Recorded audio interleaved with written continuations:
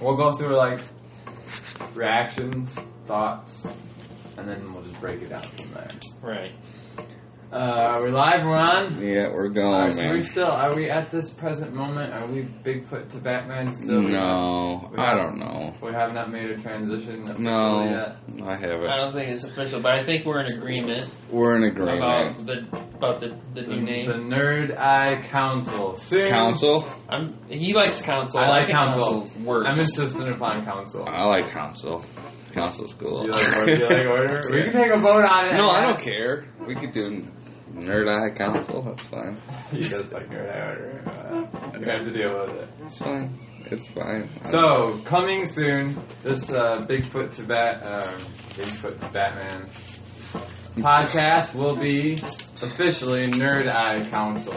Coming soon. As soon as we get around to changing it. Podcast do something about it. Okay, it's a lot more fun to talk about it. So, yesterday at like 9 a.m. I think it dropped, which was so weird to me. The trailer for Star Wars Rogue One dropped yesterday. I didn't catch it till last night till I put a podcast on. I didn't know it was up until you texted me this morning or this afternoon. So I have a podcast app that I listen to on my phone all the time, and I went to get on it last night, and I saw this final Rogue One trailer, and I was like, what? How did I miss that? So I clicked on it, and here we are. We're going to depict and break down the trailer a little bit. And personally, I love the trailer. Love it. I'm going to go out and say, on a limb and say, this is my favorite Star Wars trailer. Now, I know. Of all time. It just dropped yesterday. Of all time. Of all time. Like, all time. I would probably say... Over episode 8. No, listen, or episode 7. There was a lot of people that were like, episode 7's trailer was epic and awesome, and it was. In my opinion, it was because we were Star Wars starved for so long that it seemed so fucking awesome. Yeah. It was a great trailer. But, I mean, I can look at episode 3... I don't know how long it's been since you guys went back and watched episode 3's trailer. That was an awesome trailer. Just knowing that the prequels were coming to an end, we were going to see Darth Vader. There was a lot of cool scenes. I remember vividly the Anakin, his eyes glowing under the hood. Mm-hmm. That was cool. I remember the first time I ever saw that. My jaw just dropped. Like, oh my god, he's evil now. Episode 3 trailer was the coolest. Yeah, that was a great trailer. But this trailer for me... number one, it brought back to its roots. Yeah, I felt like it was very episode 4-ish. A lot of the lines. I mean, obviously visually, I want to talk about that a little bit. How beautiful it looks visually, but not visually. More so, what the lines were. I don't know, you guys watched it a few times, so if you kind of noticed the dialogue, there was a lot of like almost cheesy one-liners. Yeah, like the rebellion always needs hope or something like that. And then there was a line that Saw Gerrera said something about like, don't give up on the dream or something like that. Where like out of context that sounds like episode really gay. 4. That sounds totally gay, but it sounds like episode 4. Absolutely. And Vader, and we'll get to that, but like what you saw Vader, what little you saw of Vader, kind of just, he was almost like the muscle in the background. I mean, there was a couple of scenes that he was in. You saw the back of his helmet at one point. The scene where he was talking to director Krennic. Mm-hmm. And then the scene where he's like walking like a badass. Through the smoke. Through the smoke? Yeah. He with purpose. Like he's pissed. I like how they did not show too much. Like, we actually get to see Vader in this trailer. But into what context and what role that he has in this movie, we still don't know. Yeah. He could still come out like a badass and, like, cut rebels down. This ain't gonna be a Jedi movie. Well, no. At all. No. But there are no Jedi in the galaxy at this moment. It would not make sense to put Vader in this movie just for him to be a plot point. Yeah. There's got to be a reason why he is in this, with this taking place in between episodes 3 and 4. Do you think they'll have an older version of, or do you think they'll have like an Obi-Wan in it? Do I think Obi-Wan's going to make any sort of opinion? Any kind of Easter egg or any That's kind a good of question. I just haven't like thought about that. you know, they land on a certain planet. I do know that Ewan McGregor's been talking to Disney a lot Yeah. in the past couple of years in reference to Star Wars. Well, the one thing that I did, the rumor going around is that they're thinking that these spin-off movies are going to be genre specific. Whereas Rogue One, it's looking like it's going to be a war movie, Mm-hmm. and the Han Solo movie coming out a little later, Like they're origins. thinking that it's going to be like Or a a kind comedy? of a Western type of feel to it. And then of course the rumor of the other one possibly being either a Yoda movie or an Obi-Wan movie, Or Boba Fett. to where Ewan McGregor has come out and said that he wants to reprise his role. I don't really As give Obi-Wan. a shit about Yoda. That's just the dark side in me, though. Right. I don't really give a shit about Yoda. Don't get him too much. He looks like a baby already, and I don't know. I would rather see a Boba Fett, but then I don't know if I'm that into a Boba Fett. no. I said this to Nate one time that I would almost, if they're gonna go that route, I would almost rather see a whole movie about the Mandalorians. And Boba Fett could be a character, but like, I don't even know when Boba Fett is alive. Is Mandalore still around? I mean, is it still a functioning planet at this point? I think Mandalore is still around. It doesn't get mentioned much after. Maybe they're not in their much the heyday. Mandalorian War. They're not in their heyday anymore. Probably not. But I mean, if they're gonna go that route, I would like to see a lot of the world of Mandalore, kind of the backstory, the history of the Mandalorian. I don't know if you have 2 hours worth of a Boba Fett movie. I don't know if there's enough substance there. Another rumor going around right now is that Netflix could be getting its own series based around the Old Republic. Oh, ooh. Which could cover a huge chunk Right. of stuff that hasn't even been mentioned yet. Introduce some Revan new and characters. Malak, the Mandalorian Wars, Right. the early start of the Jedi Council when it joined the Republic, the rise of the Sith, Right. Korriban, and all this stuff. There's so many stories there. Right. You could do that if you're gonna do episodic, like Netflix. That's the story to do, I think. The You Old have to do Republic. Netflix, dude, because Or you could take. You got so much source material. Like we were kind of talking about. Like, do they go after Episode 9? What's the next plan? Obviously, Star Wars is making money more than ever. well, that's like what that one guy was saying. They can make 14 more movies, and Do everybody would still go see it as if it's their first time seeing a Star Wars movie. Right. It's generational. Right. Mm-hmm. And I'll give some shout out to Collider videos, something I listen to all the time, and they were talking about, do they make the next 20 episodes, or do they stop at 9 and go, okay, let's start now with the Old Republic or somewhere else in the timeline of Star Wars and do 3 movies there. And then go back. Whereas you can virtually, you have 2,000 years of source material, basically. You could basically do 3, 6, 9 movies in different periods throughout Star Wars, throughout those 2,000 years. And people you're basically reintroducing it to the next generation. See, I think what would be cool is if, like, they would start episode 10 as an origin story, and then jump to episode 11, and then go back. You know what I mean? Origin Back story as in all the way before 3? Yeah, or before all the 1? way before 1. All the way back. Like... But that's almost like a standalone. Yeah, like a standalone, like with Leia's, or not Leia, but Anakin's mom. Like, she wake up one morning, oh, I'm pregnant.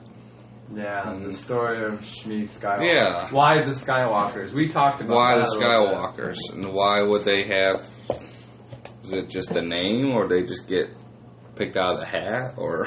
Well, I mean, not only that, but you could also use those episodes to introduce more Sith Lords. you can introduce Darth Plagueis. Right. You can introduce. You can have a movie where it's the rise of the Empire, where it shows Palpatine as a young kid being discovered by Plagueis, and show how he went from there to become Darth Sidious. Yeah, that'd be cool. Trust and believe. Trust and believe. Disney knows what they're doing. Oh yeah. I was thinking about this. As long as there's Marvel and Star Wars, Disney's banking. I'm telling you, Disney knows what they're doing. After I saw this trailer, because I've been on the fence a little bit about Rogue One. Don't know how to feel about it because it's the first standalone Star Wars movie. I'm a huge fan of the Jedi, so like the idea of a movie without Jedi, immediately I was like, oh, I don't know about that. Why would they do that? Right. But now it's starting to all make sense to me, mm-hmm. and that's why I'm giving a lot of props to this trailer because for numerous reasons, the way it looked, the cinematics of it, it's just beautiful looking. I heard from, I think it was on Collider Video, that the cameras that they're using for this movie, that they used for this movie, are the same type of digital cameras they used for The Revenant, that Leonardo DiCaprio, the bear movie. Yeah, the bear movie. Which I own that movie. That movie is okay story-wise, it's pretty good, but the way it looks is just beautiful. And so, like, I'm like, wow, that's exciting. You know, a Star Wars movie, and some of the scenes in this trailer, my goodness. Mm-hmm. The mountaintop, which I assume is on Jeddah, with the Stonehenge type. That rock formation that looks like a Jedi. Looks like a Jedi. Yeah. Right, so there's like a fallen rock formation that looks probably ancient, thousands of years old, of a Jedi holding a lightsaber. And when you first, I don't know how many times you guys watched The first time I saw it, I was just, what the fuck I is glanced that? over it and I was like, what is that? And I almost missed it, but I did see it the first time. And the second time I watched it, I said, that's awesome. Yeah. The scene where they show you the horizon and like the Death Star is like in the background, like looks like a full moon. Oh, yeah. I know that shot. That is a beautiful shot. Yeah. And some of those things I'm just picturing like in an IMAX theater, sitting there watching this movie. It's gonna be mind blowing.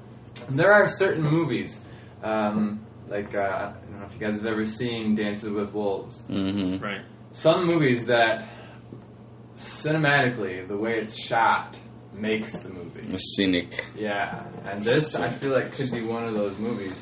But going back to like how brilliant Disney is, because this Dude, you know what they need to do, off the topic? They just need to be like, look, DC sucks. Let us help you guys out a little bit here.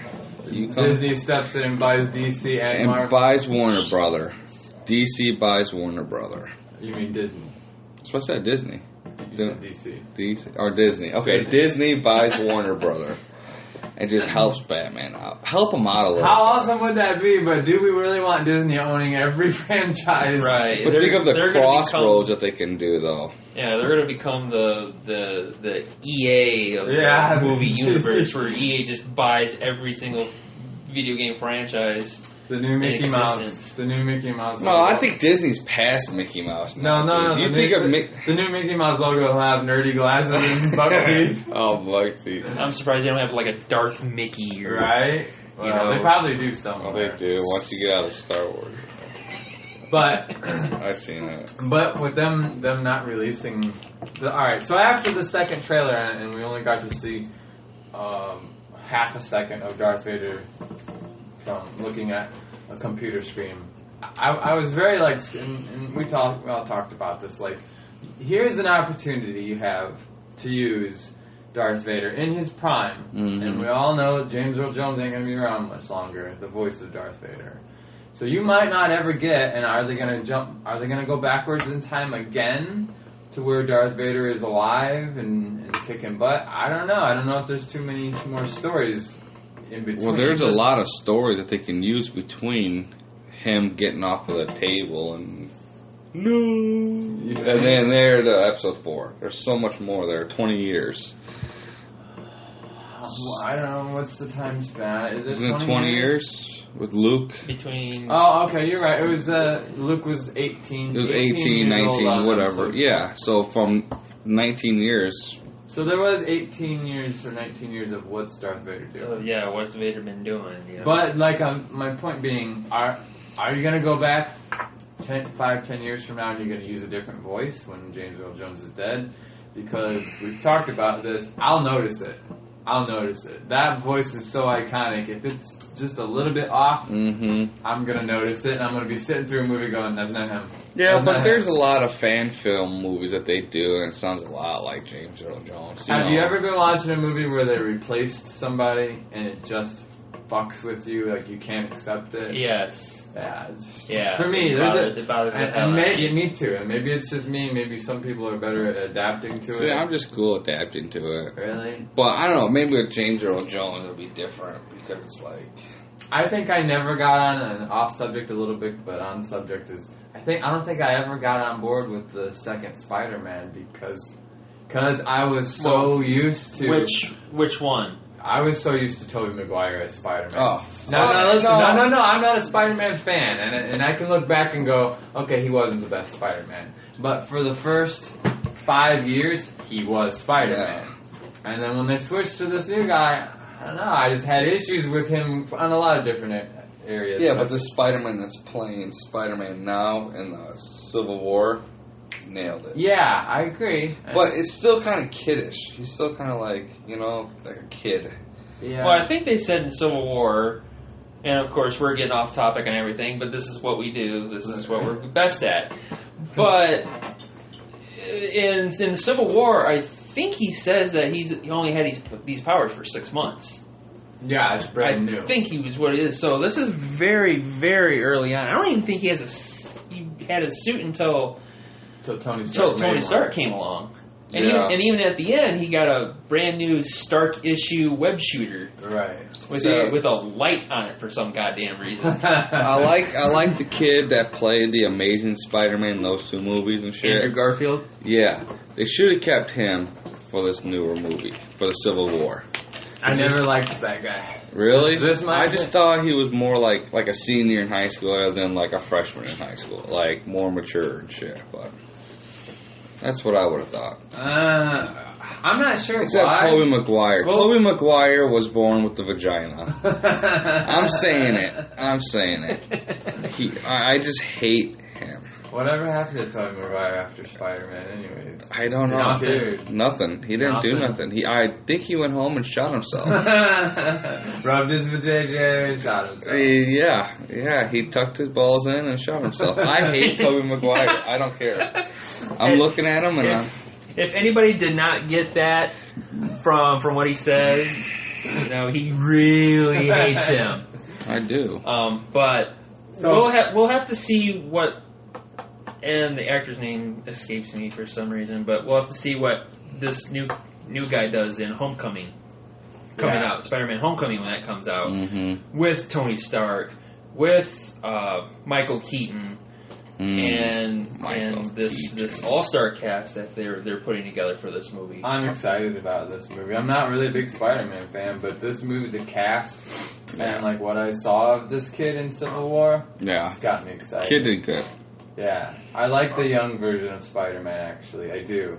If they're going to go back and tell the origin story, go way back. Yeah. But I like that the way they introduced him and the way they're doing it for Homecoming is not going to be an origin story. Because you've done so many of these origin stories by now, we all know how he got his powers. We all know how, the great power, great responsibility, and all that hoo-ha. It's just to go right into it. Right. I was working at the movie theater when the first Spider-Man came out, and I was the only guy to throw popcorn at the theater. I hated Tobey Maguire, dude. Yeah. He's such a little bitch. I didn't like him. I didn't like his face. I didn't like his haircut. I don't care about you. I didn't like his clothes. What's wrong with this dude anyway? No wonder Mary Jane went off and hit it with the Green Goblin. I'm just saying.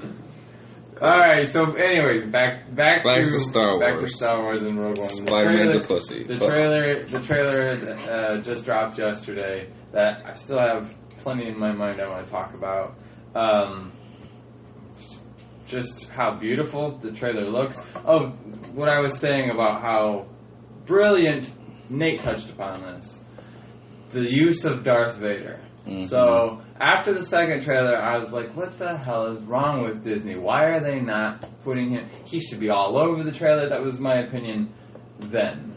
After watching this trailer, and like I said earlier, that Vader very much seems in this movie like Episode 4 Vader. Like the muscle. Like he's not...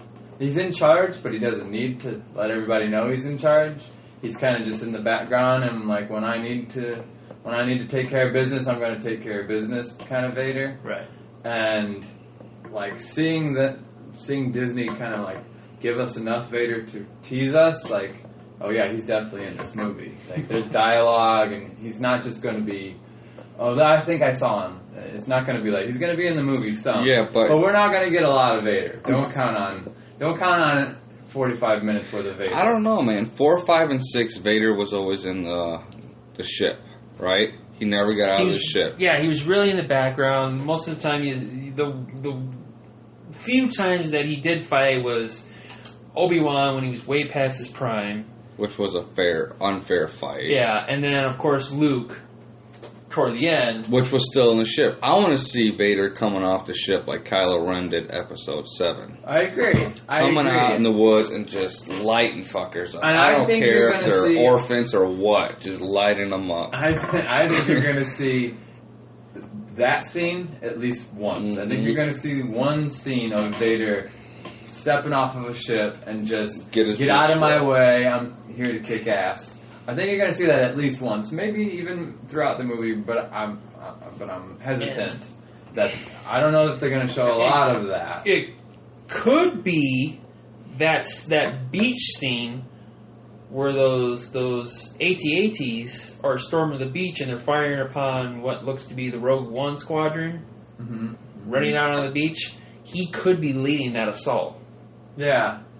You know, it could get to a part where he just comes off, and it could be just some rebel grunts that are like running ahead of him. They're like, "Oh, let's get Vader!" Right. Vader just cuts him the fuck down. Because I don't see like, okay, the Hayden Christensen Anakin Skywalker just like being a bitch after he gets a costume on. I think he still has a lot of fight left in him. You know, instead of walking around the fucking office choking people. Well, you know what occurred to me last night when I was watching this trailer was. I had thought to myself, man, it's going to be weird to see a Star Wars movie with no Skywalkers.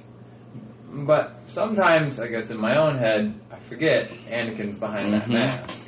And after watching this trailer, I was like, oh, there's definitely a Skywalker here. Like, you get that sense of like, I don't know, it just, like Nate said earlier, it seems like they might have nailed it with Vader as much as they're going to show us. And I know Disney is they don't make any decision without a group of people sitting down and talking about it.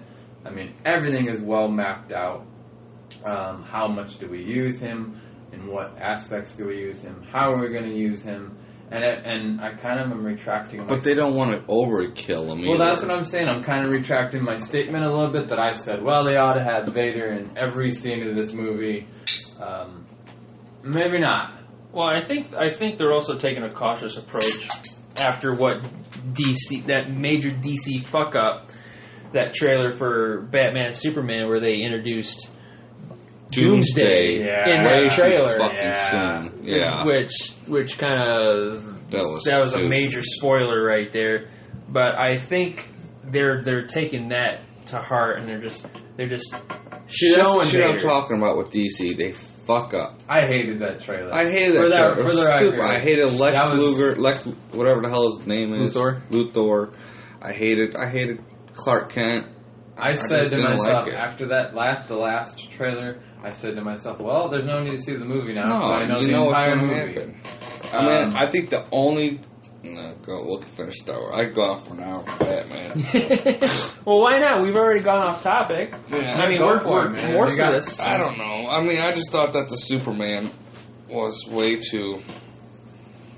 Batman... The whole movie is built up for Superman to kill... Or the whole movie was built up for Batman to kill Superman, pretty much. And then he hears his mom, Martha. And then he starts... Gives up. I don't give a shit if the dude's name was Ralph and I'm Ralph. I'm killing the fucker. It don't matter to me, dude. I don't heard care. somebody explain this, and I'll play devil's advocate here. I totally agree with you. That was as gay as you get. Is for a reason for two superheroes to... Oh, what? Oh, you got to say too. I won't kill you then, man. I won't kill you. It's cool. No, but I heard somebody explain this that made a little more sense. Is that the entire movie Batman is looking at the guy as he's an alien. He's an outsider. He doesn't understand humanity, and that's why he killed people, on accident, casualties of war or whatever. But Batman was not willing to forgive him of that. Because Batman saw him through the eyes of this dude's an alien from another planet. Mm-hmm. He doesn't get it, and I take care of my people, kind of thing. So then when he says Martha, there's instead of Batman with maybe this idea in his head that he's got an alien mother with some XQZY name, that when your mom's name's Martha. That there was a bit of humanity in Superman, is what he saw. Yeah, but if I'm about to beat the shit out of somebody, and they say, hey, don't kill me, my mom's name's Lynn. Okay, dude, it's cool. No, fuck you, dude, I don't care. That's just your... That's on you. That's not me. I don't know, I thought... And then even Flash came in. Remember, Flash came in through the dream and said he's not who you think he is. So as long as we're off subject here, talking about Batman and Superman now, do you know there's a Man of Steel 2 coming? I'm sure there's going to be a Man of Steel 30 coming. There is a Man of Steel 2 coming. They've announced it. And thoughts upon that, Ralph? I don't even want to fucking get I know how it's Ralph. I hate Superman. I hate Superman. I don't know. I just don't know if it's because his glasses or his vagina, or I just hate Superman. I always have, even when I was a kid. The only Superman I actually liked was pretty cool was Dean Cain. Dean Cain's Superman was awesome because he made sure... Oh, he's going back to Lois and Clark. Yeah, Lois and Clark was because Dean Cain was the shit. Well, ironically, this all kind of ties into Disney in a way because Lois and Clark used to come on Sunday evenings right before the Magical World of Disney movie. Or you guys remember that? And right around Christmas time, it was always the Santa Claus. Yeah. But yeah, I loved Lois and Clark too. Lois and Clark was awesome. And then this one, I don't know. What about... You didn't like Christopher Reeve? No? For real? I got that movie. It's too soon. It's too soon. Christopher Reeve was a great Superman. I have that movie in the living room. I mean, the first one, I like the first one. The first one was alright. I would have to call you out on it if you told me the first Superman movie wasn't good. No, the first one was good. I liked the first one. I remember watching it. Coming down from the sky, and a bunch of hillbillies picked them up and babied them. I liked it. It's fine. But Superman Returns fucking blows. Yeah, it's horrible movie. But Superman Returns was horrible. Kevin Spacey was as awesome. Lex Luthor Was good. Perfect. Superman to DC is what the Hulk is to Marvel. They always got some different character or actor playing as. They're not quite sure how to play him. Yeah. No, that's a good comparison. And that's the power. That's the problem they have with such powerful characters is that they don't know. I mean, Edward Norton, and then this fucking Mark Ruffalo guy. Then there was that guy before him in 2003. But now, see, I think they nailed the Hulk recently with Mark Ruffalo. I do, yeah, Mark Ruffalo was the shit, and I think you're right about that's a pretty good comparison because the problem with Superman you often have is okay, he's all powerful. Yeah. Who do we even pit him up against? How do we find a story for a guy that's invincible or unstoppable? The Hulk is in the same way. Yeah, I mean, there's such fan favorites to little kids and shit, and they want to make it work, but they can't. But see, I like what they did with the Hulk. That the Hulk, they turned him into what the Hulk used to be a good guy by default. Like when he turned into the Hulk, he just wanted to do the right thing, which I always thought was weird to me because he's like a monster that's oh, there's a baby over there. Right. Let me help the baby. Right. But now that Marvel I think they finally figured it out, like, because the Hulk will turn on anybody. Yeah. If you're looking at him the wrong way, I'll reference the Thor in the Avengers when the Thor says something to him and he just smashes him like a bug on the wall. Yeah. That's the way that's the Hulk, right? The Hulk should be portrayed kind of like, unpredictable. He's on our team, but don't trust that dude, man. If you look at him the wrong way, you're going to get smashed. Don't piss him off. Yeah, don't piss him off. If we don't really need to call him, let's not call him. He's like the Tom of the Porters.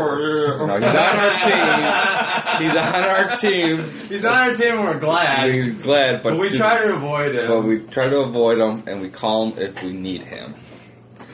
But right, and you don't want to piss him off. Don't piss him off. You don't want to piss Tom off. But, I mean the Hulk. Is what right. But, like, that's just the problem. I mean, look at Marvel. Marvel's had so many movies and so many of the same actors play in that part. Wolverine. Now, can you imagine if they threw, like, 6 different Wolverines in? But I don't look at Wolverine as Marvel. I know he is, the character, but cinematically, I don't look at Hugh Jackman as Marvel at all. Hugh Jackman to me is Wolverine. He's a great Wolverine. I'm not denying That's his thing. But to me, that's a Fox. Right. Fox owns- X-Men still, Yeah, Fox Fox. still owns X-Men. For now, I think that won't be long. Well, look at Sony and Spider-Man. We never thought we were going to see Avengers and Spider-Man together. True. As successful as Spider-Man is, he's one of the most popular characters out there. I thought Disney would never let go of Spider-Man. And it looks like Marvel finally got the rights back for Fantastic Four. Fuck the Fantastic Which means Four. now You gotta they can have finally faith in be Disney, done bro. right. You gotta have faith in Disney. Disney, if they... I am not... The Fantastic Four is like... I grew up reading the Fantastic Four. Now, I'm not... Old Fantastic Four, yes. Wonderful comics. Yeah, They great were comics. great comics. I don't know if you guys ever really read them, but the old 80s, 90s Fantastic Four comic books were awesome. Mm-hmm. I'd compare them with any superhero character for their time. Yeah. The movies have been less than subpar. And that's the problem. That's why little kids are like, oh, that's But I got total faith in Disney, man. You give Disney the rights to Fantastic Four, they will make a brilliant movie. They will. And if they would have had, Disney take over Batman, I guarantee Batman would be so much better. Well, I think one of the Versus bright Superman. One of the bright things that I guess DC did get right was casting Ben Affleck as Batman. Because I heard nothing but great things about his What did portrayal. you think when you heard Affleck playing as Oh, God, I wanted to dig my own grave. First thing that jump popped in in my head was fucking Matt Damon's being Robin. That That was the first thing that popped in my head. I just want to say I should probably apologize to my ex-wife because she had to listen to a lot of anti-Ben Affleck rants. I am very much a Batman fan, absolutely my favorite superhero, and I was not on board. I've never been a fan of Ben Affleck, but having watched Batman and him in 2 movies now, he's in Suicide Squad briefly, and he was much better, I thought, in Suicide Squad. He was more tame. He was more Batman. He actually had handcuffs. And he was ready to arrest. I think it's all about the suit too. The suit is what makes obviously. I mean, now if you would have had Ben Affleck playing the 1989 Batman, all black, The Michael Keaton Batman. the Michael Keaton suit with this Ben Affleck, I still think it would have worked out all right. No. Thoughts? I personally, I still haven't seen Batman, Superman, and I haven't seen Suicide Squad. What? But Nate! Marriage life is killing you. Oh my word! You have not seen Batman v Superman? no, if I do get it, I do plan to get it. I want to get the extended version because I heard the extended version is You hear that? a much better Did you hear version. that? Did you hear that sound? We just lost like 10 viewers. They They got no credibility. no credibility. No, go ahead. But I still think the best Batman was Michael Keaton. Yeah. Amen. I mean, there's nothing else to compare to. Really, And people have asked me why I think that throughout the years. I don't know if I really have a very good answer. I'm not sure. Like, I mean, He everybody just is Batman. I mean, He wasn't huge, like, stacked, you know what I mean? He wasn't like Christian Bale. He didn't... I could take it back to all the way to, like, just the tone of how he speaks and just little things that he did.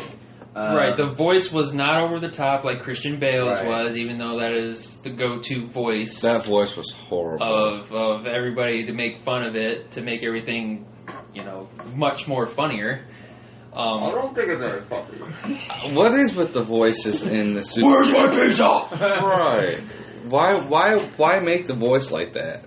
I think his take on it was like, I gotta disguise the voice to make it not sound like I'm Bruce Wayne or something. Yeah, but where if you look at Michael Keaton's... He never hardly talked, though, Michael as Keaton Batman.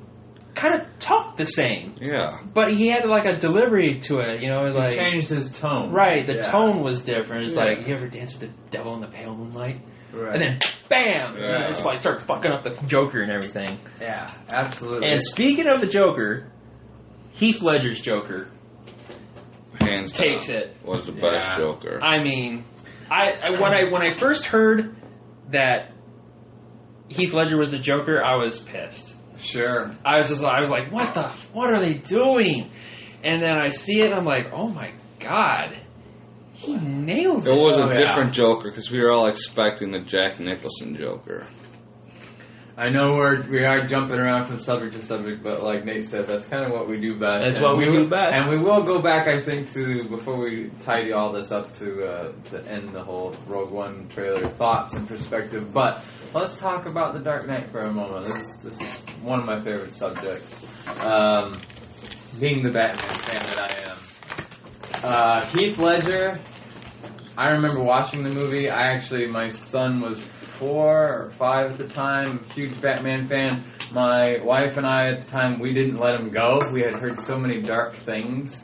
People told us that when they saw the movie, like, oh my gosh, it's almost not even a kid's movie. You can't take... What was it, Dark Knight? Yeah, and so we didn't tell, and I regret it now, because he could have handled it. And I know Ethan could handle something like that, no problem. But, I'll tell you what, I remember watching it in the movie theater, and you could have taken Batman out of that movie completely, still would have been brilliant. If you just showed me a movie of 2 hours of Heath Ledger as the Joker, and the cops going, I don't know what to do, I'm on board. I mean, that guy, I could not take my eyes off of him. His little tics and mannerisms, and we were talking about, like, Michael Keaton as, like, the best Batman. It's sometimes just the little mannerisms, the little things that the person does as that character that makes them that character. And then throwing in Two-Face. Yeah, the Two-Face character was much better than the original Pink, Tommy Lee Jones one. Lee Jones with the pink and shit. Yeah, I'm never really a fan of that. Now they need to come out with a really good Riddler. Johnny Depp. Just throwing it out there. Johnny Depp would be right in his wheelhouse. They talked about that for several years. Yeah, Johnny Depp. I heard I can't remember what it was, but when they were talking about one of the new movies or sort of one of the possibilities for like the Riddler was going to be like Eddie Murphy or something. What? I would just be like, Donkey? What? Donkey as the Riddler? Like, so guys, what? I was like, hold on, let me. I'm done. I can't deal with. Let me sit Eddie. at my table and I'll just flip it. Just like all this shit. I was like, come on, Eddie Murphy. No, I mean I'm not trying to sound bad or anything, but you cannot have Eddie Murphy as the fucking Riddler. But then again, we couldn't have Ben Affleck as Batman either. I think they need to get away from, if you're going to do the Riddler, I think they need to get away from the over-the-top comical Riddler. Well, everyone's stuck with Jim Carrey stuck in their fucking minds. If you guys have been watching Gotham, I haven't recently. I haven't. Monday nights on Fox. I'm sorry, Nate. No, I do. I love that show. I always seem to miss it. The portrayal of Riddler on that one is pretty phenomenal. Good. Pretty good. I agree. The form where he went as a forensic scientist working for the Gotham City Police Department. into his fall into madness, and now you're kind of seeing the emergence. So have they shown him yet as like in full costume? Not in costume yet, but he's still kind of getting there. The mind games, the manipulation. Like he's the one episode where he's trying to manipulate Hugo Strange into letting him out to kill Officer Gordon and all this stuff. Yeah, props to Gotham. Go out and watch Gotham Monday night. On Fox. Monday nights on Fox. Great, it's totally underrated. People talk about The Walking Dead, The Flash, great shows. I love both of those shows, but Gotham never gets the props that it deserves. No. For some reason. And a lot of people tune out after the first season because, agreed, it did kind of drag out. Dude, it dragged out bad in the first once it got season. to the end, in the start of the second season, then it started to pick up. You started to see the pieces starting to fall into place. That dude that plays the Penguin is so good as the Penguin. Yeah. I would like to see them do I'd like to see him in a movie, a Penguin movie, a standalone movie.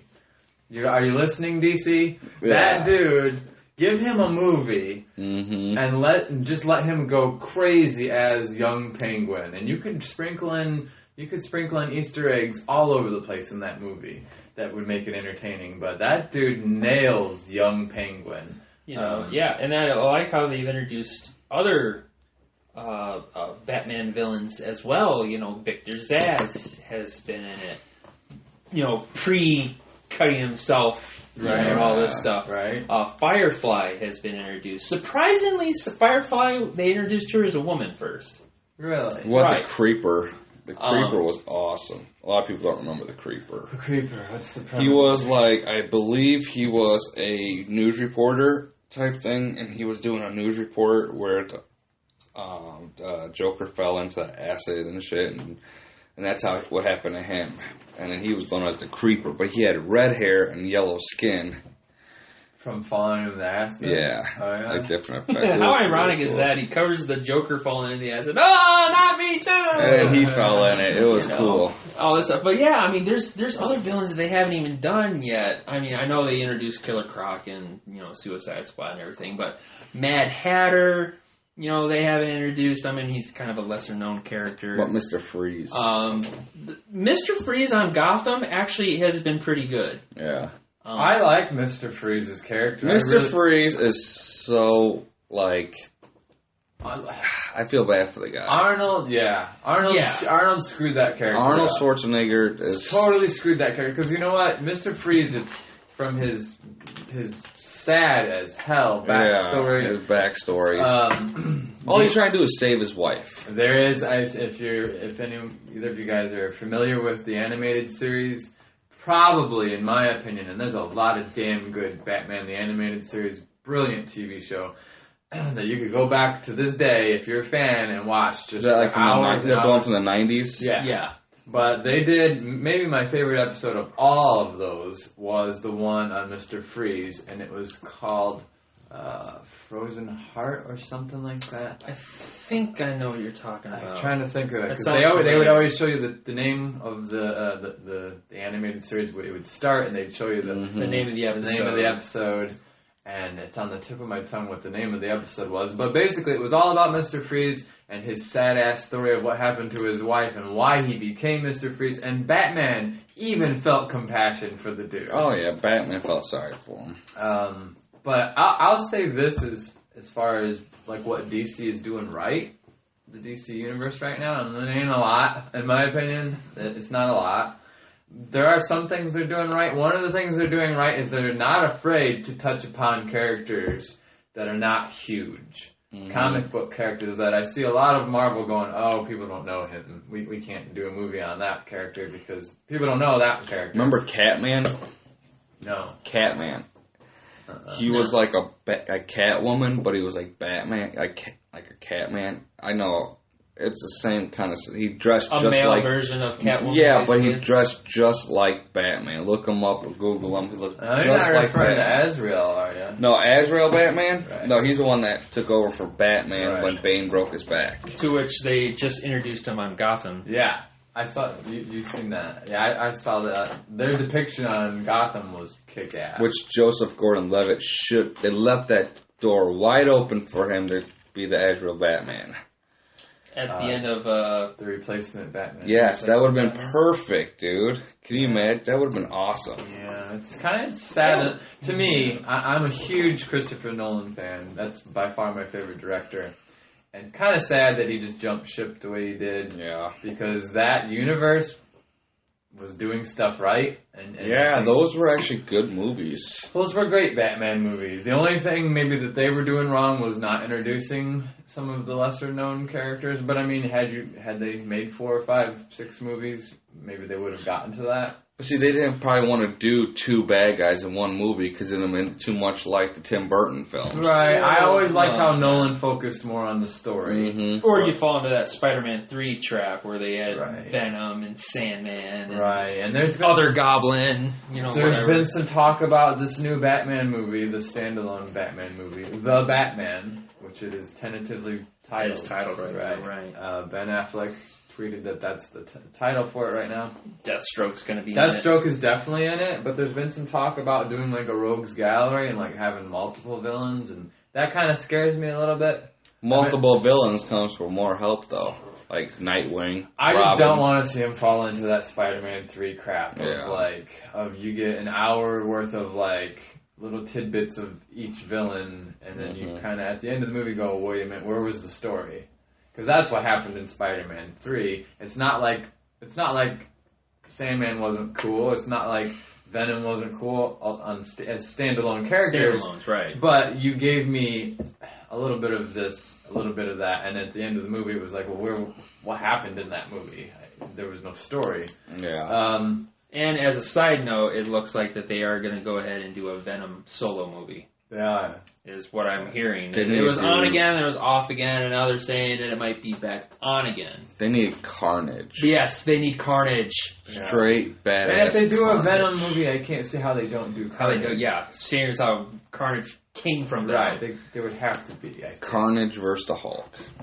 Carnage versus, oh my. But they gotta make Carnage big like the Hulk. Not as big as the Hulk and crazy, but just like... Well, why? But I watched what was it? Spider-Man versus the Sinister Six on Disney XD. But there was animated movie, animated series. We'll edit that out. But No, but in one of the episodes, it was the unleashing of the Carnage. Mm-hmm.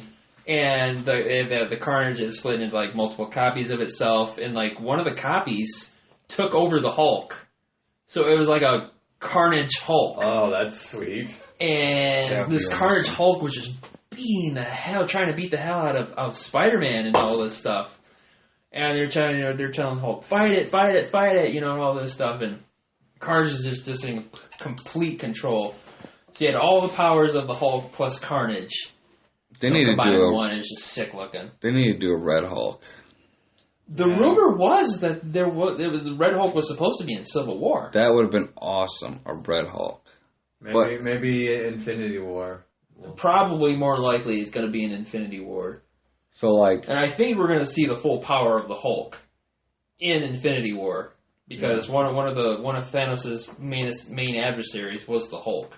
Was one of the people who could beat the shit out of Thanos. Really? Was the Hulk. So I think the Hulk's going to play a pivotal part. Now, what in the Infinity War. I don't know a whole lot about Thanos. Admittedly, my Marvel expertise is not. Well, you know, Darkseid, right? Mm-hmm. From DC. He's the equivalent. Kind of basically the same thing. Now, but like, what comic did he come from? Who was Thanos? Who was Thor? Was it Thor? I mean, like, where did he come from? As he was the main bad guy.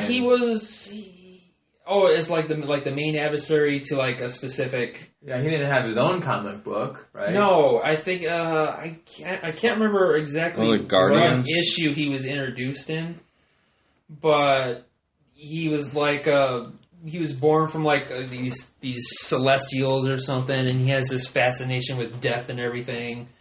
But he's not necessarily like, oh, that guy's from Spider-Man. I thought it was. I'll have to look it up exactly when the first mention of. I think it's Guardians. While Nate looks that up for a moment, I want to get Ralph's thoughts because we didn't talk about this too much. Suicide Squad. Without spoiling too much for Nate, motherfucker who hasn't seen it yet. But what was your thoughts about Suicide Squad? I haven't seen it. You haven't seen Suicide Squad? No, dude. There goes the other 2 viewers. No, but Thanos, as a side note, Thanos' first appearance was in Iron Man issue 55, February of 73. Oh, he was an Iron Man. Iron character. Man? I don't remember that. I read a few Iron Man back in the day. No, I did look up a lot about Suicide Squad, and I think that they're gonna start doing the Jason Todd story. Your brother kind of mentioned that too. Yeah, well, because I gave them the idea. Well, he asked me my opinion about that. We talked about it for a minute. So I don't want to spoil too much for you either. Suicide Squad was way better than Batman v Superman. But it still had major problems. Yeah, all DC movies. It still had major problems. A lot of the problem that I found with that movie, and I only seen it once. I saw it in the theaters. I'd like to see it again to kind of like let it sink in. One of the major problems with that movie is how it felt like, I don't know, they should have touched upon, the Joker should have been more elaborately explained. Like the Joker was a strange character. Yeah. I mean, he is a strange character, but the way that they used him in the Suicide Squad, they made him out to be like the Casanova of, it was a love story. It was only in it for a love story. You could have taken him out of the movie and nothing really would have changed. But the bad guys in the movie were good on their own. Mm-hmm. Together, it kind of felt like... It was too much? It was... kind of felt like... I don't know, like... each of them was trying to steal the show. Yeah. Kind of like competing against each other. Which, I guess, maybe that's what bad guys would do anyways. But Killer Croc sucked. And like the idea of Killer Croc in a movie, I was like, wow, that's pretty fucking cool. I never would have thought Killer Croc would have been in a movie. Right. And so I mean, I got to give DC props for him being in the movie, but the way that he was in the movie was stupid. Yeah. They dumbed down the character. Did they make him look like the Thing, kind of? Yeah, and he was very much. He was way more like animal or beast, which that's not who the Killer Croc is. No. He is a beast or an animal physically. But he's huge. Right, but I mean, he's also a thinker. He's not like, I mean, they made him out like Hulk, like, smash. You know, just, just making... You know, if you get a 16-year-old to read a comic book from the 1960s or even 80s, they'd be confused as shit. They wouldn't know... Why is this one acting like this when he's acting like this in the movie? It would be confusing. They're changing so much shit. Yeah. DC, I think, has that issue of... They have like the comic book version of a character, they have a TV version of the character, and then they have a movie version of the character. And that's what I was saying about that Wolverine, about that XMen movie. They totally changed everything about Wolverine, like from the Wolverine with, Liev Schreiber? Is that his name? Liev Schreiber, remember that one? Sabretooth, yeah, that movie with him in it. They totally changed it from, like, they made it look like, okay, Weapon X volunteered, or Wolverine volunteered to get him back and shit like that. But this one, it totally changed it. So it's just, I don't know. And that was one of the things with Wolverine that I thought they always did right. That Hugh Jackman kind of, to me, I always thought, well, he reminds me of the Wolverine from the comic book. Mm-hmm. And, of course, there's no TV version of the X-Men or of Wolverine yet. The animated cartoon back in the 90s is the same exact Wolverine from the 90s. Never seen it. Well, they do have an X-Men show coming on Fox here. I think early next year, I want to say, called Legion. Huh. And it's in the X-Men universe. I don't know a lot of information on it. Right. But it is an X-Men spin-off or whatever. I've heard some talk about possibly the New Mutants becoming a TV show. maybe a Netflix kind of thing. I think I heard that too. But anyways, yeah, I have not seen the new X-Men movie, Apocalypse, yet. I want to. You know who's playing Apocalypse? Poe Dameron. From Really? Star Wars. That Yeah. guy? Yeah. Poe Dameron is Apocalypse. Really? You Did it bother you? Were you watching it thinking... I didn't realize it at first, and I'm looking at him. Because Yeah, I I've seen missed the like trailer and I didn't notice it's that. Poe, yeah. Wow. I'm like, okay, well, this is Hollywood now. So, what really pissed me off was Storm having some weird Arabic accents. Like, she wasn't really, like, black, like Halle Berry. She's more like Indian. Well, she is from Africa. Right, but this wasn't like, I don't know, it was like in Egypt or something. I know African, but it was more like Arabic. It was weird. Again, It didn't even sound like, it didn't even match up. Again, like that. A pet peeve of mine, like, I have issues with stuff like that. If you're going to change a character, you got to nail it for me. Yeah, to don't change the way they talk. Don't change nothing. Just keep it simple. Right. Yeah, blue jacket instead of green jacket. Sure. Classic example. Deadpool in Wolverine. You know, when they totally botched his fucking character. Yeah, they Where he did. gave him Cyclops' powers. That's and, another thing. You know, and he can't talk and all this stuff, and everybody was like, what the fuck are you You've seen the doing? new Deadpool movie, right? Yeah. Okay, and then you've seen the... I've seen it, yeah. So it's two different ways how they turn them into it. How they turn them into Deadpool. As opposed to, you mean, are you talking about the Wolverine movie? Yeah. Okay. That's the same thing they did with Wolverine and the Wolverine Apocalypse. Same thing. They just botched it up. Yeah. So what happens, I think, with Hollywood is that it's kind of universally agreed that nobody really liked the Wolverine movie that we're referring to years ago. I mean, people did watch it.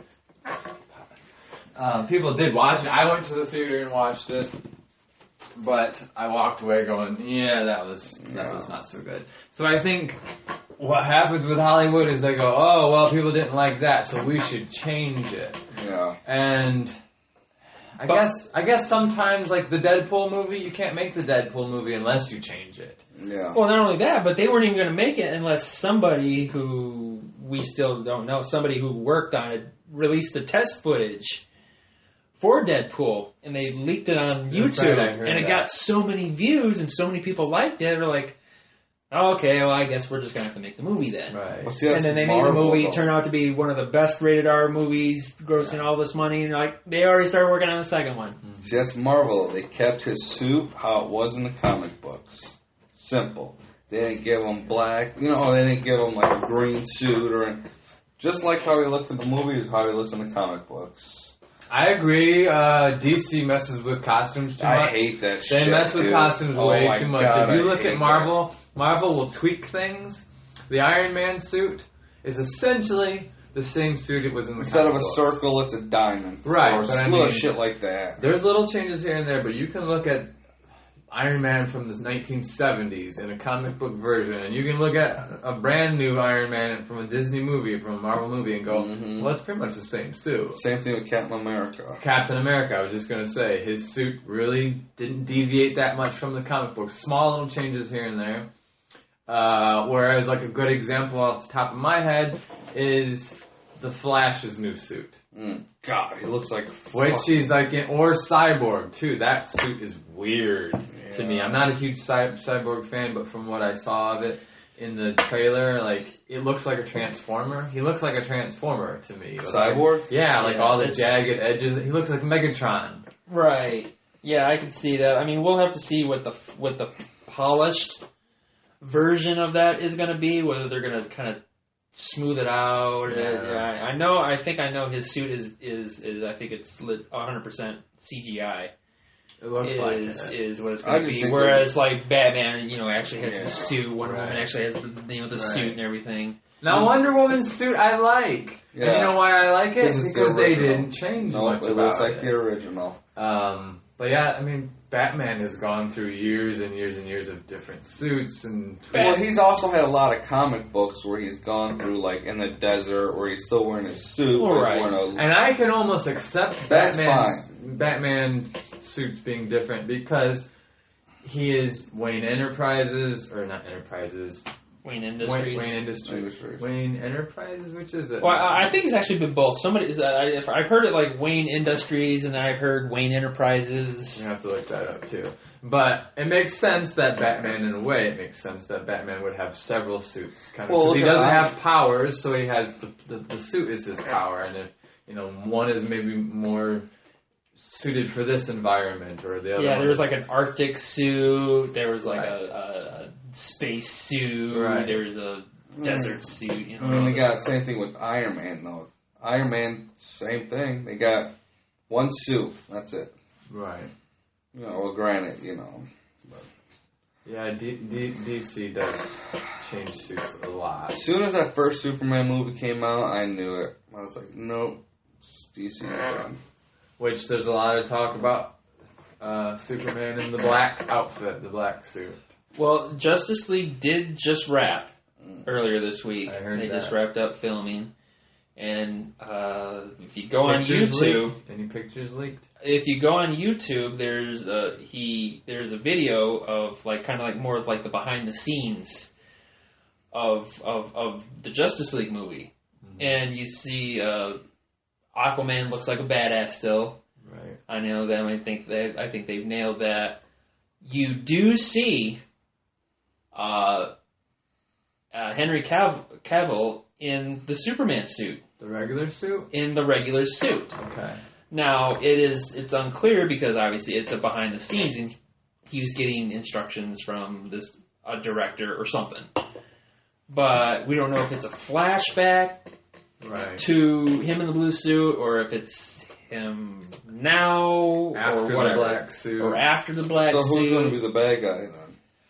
I heard the bad guy is going to be Steppenwolf, which is Darkseid's uncle or something. I don't even know the character. And I'm not familiar with the character anyway, but it's kind of an obscure villain or whatever. I kind of thought that they would introduce Darkseid in the Justice League movie, but they may be saving him for the second Justice League movie. Yeah, Darkseid's for sure going to be a part of these movies, but yeah, it's going to be down the road. So they're not having. But they need to introduce Green Lantern. That's all I got. Yeah, I was just going to say because you can't have a Justice League without fucking Green Lantern or even Martian Manhunter. Right. And if I have any major complaints with DC right now, it's the choices. I mean, there's complaints for sure, but the choices for Justice League, the characters.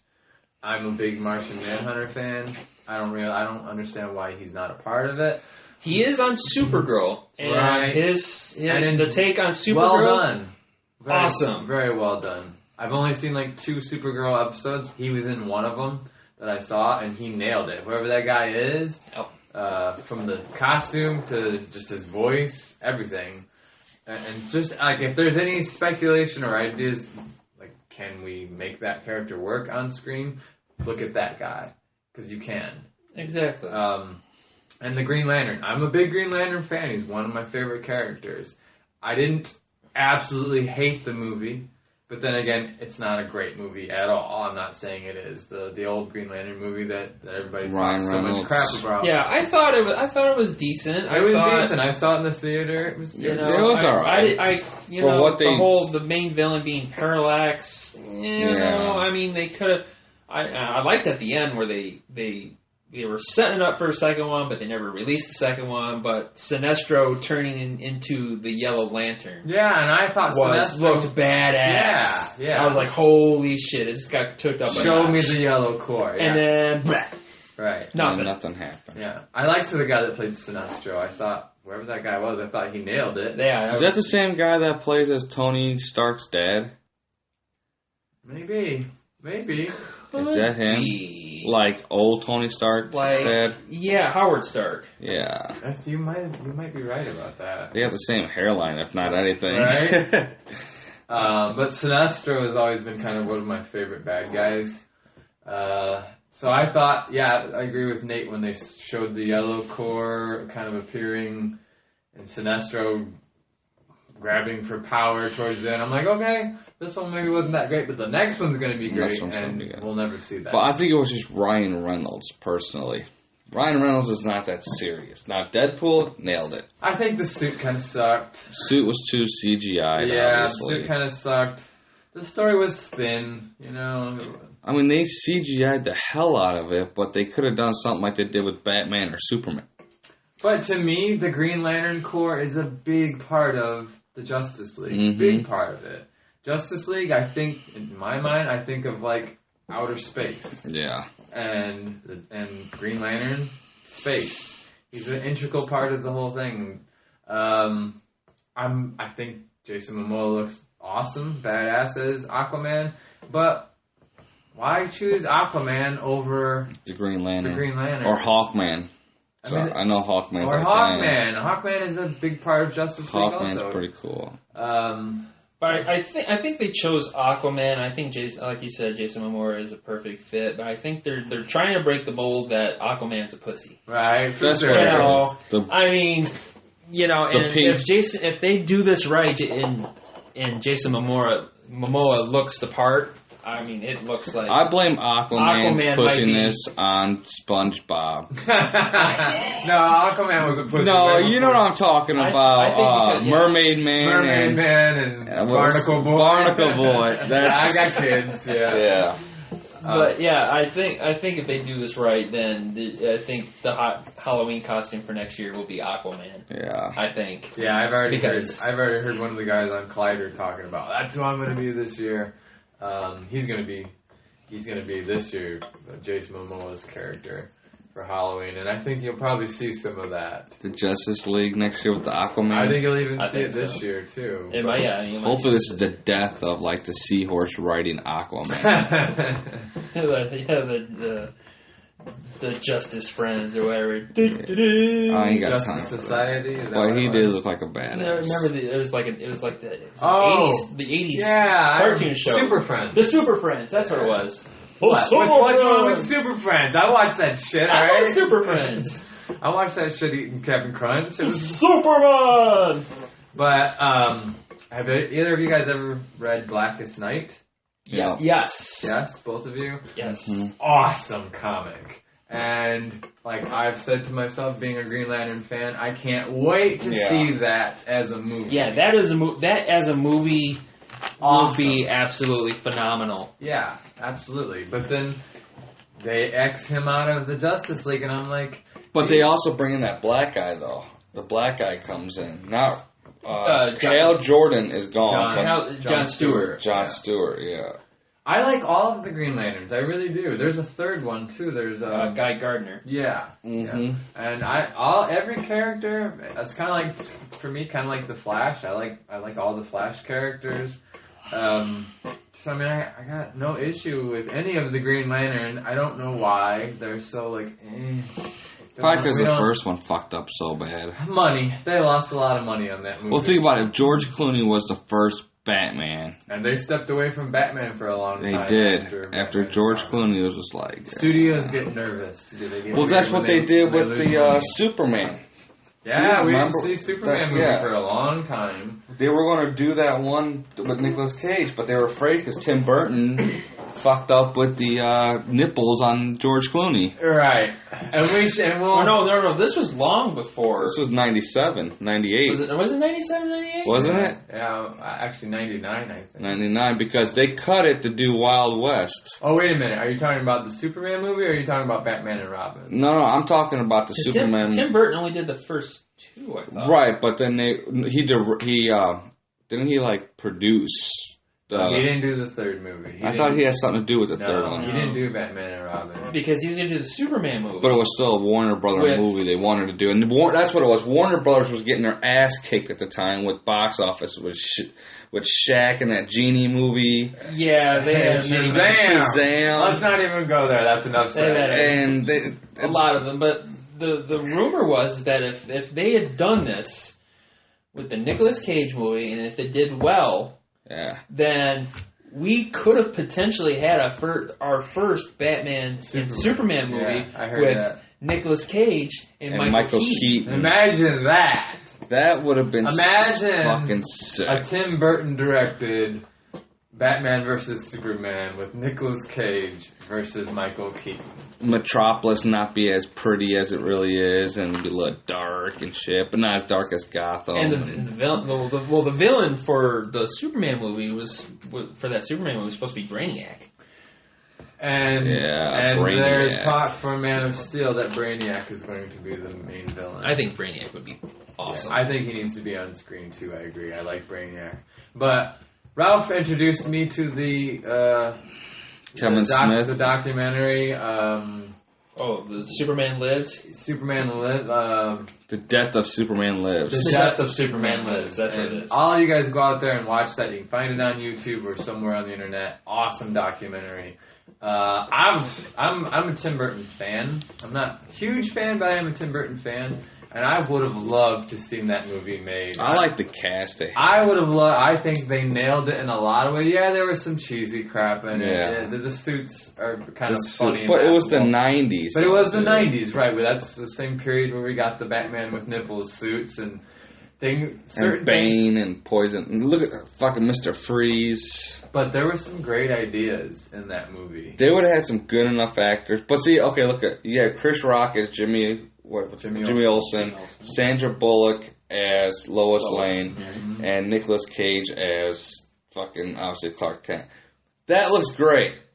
But then you got Jim Carrey, Tommy Lee Jones, and who was it? Val Kilmer and Chris O'Donnell. On paper, it looks awesome. True.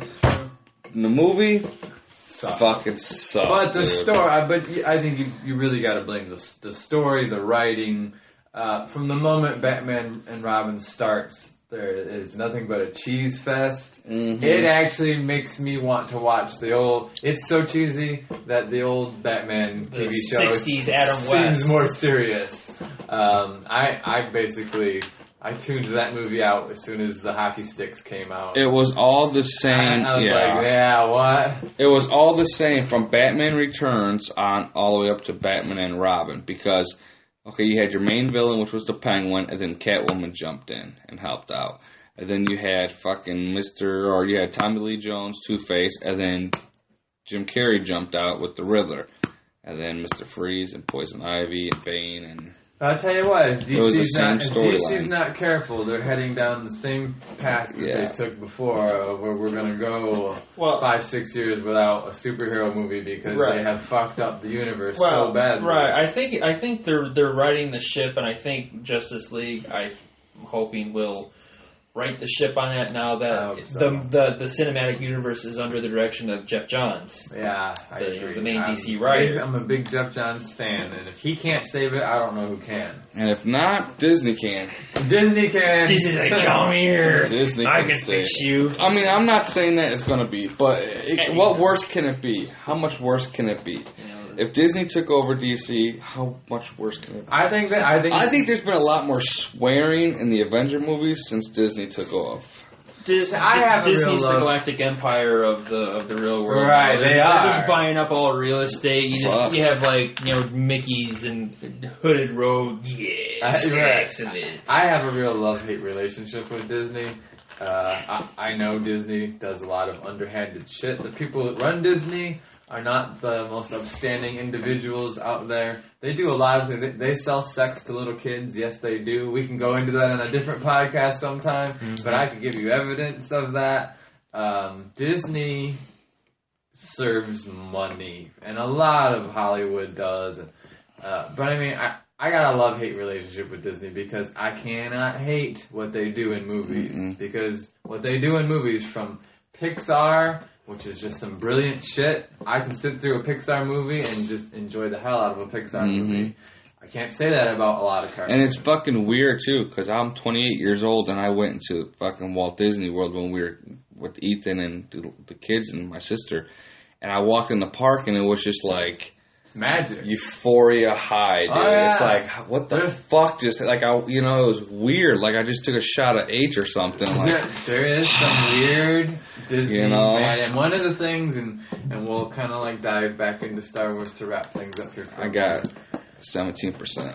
But one of the things I was thinking about after watching the trailer like 3 times last night was the magic of Walt Disney. Like, Dude, they're gonna open a theme park, a Star Wars theme park. It's in the plan. Yeah. That was another one of those things where I was questioning Disney. Like, why have you not made that yet? Why is there not a Star Wars theme park? Because they are pulling people in generation after generation. They're gonna do 2 or 3 movies before they release or before they open up this theme park. And by that time, and this was I had this like really deep thought last night.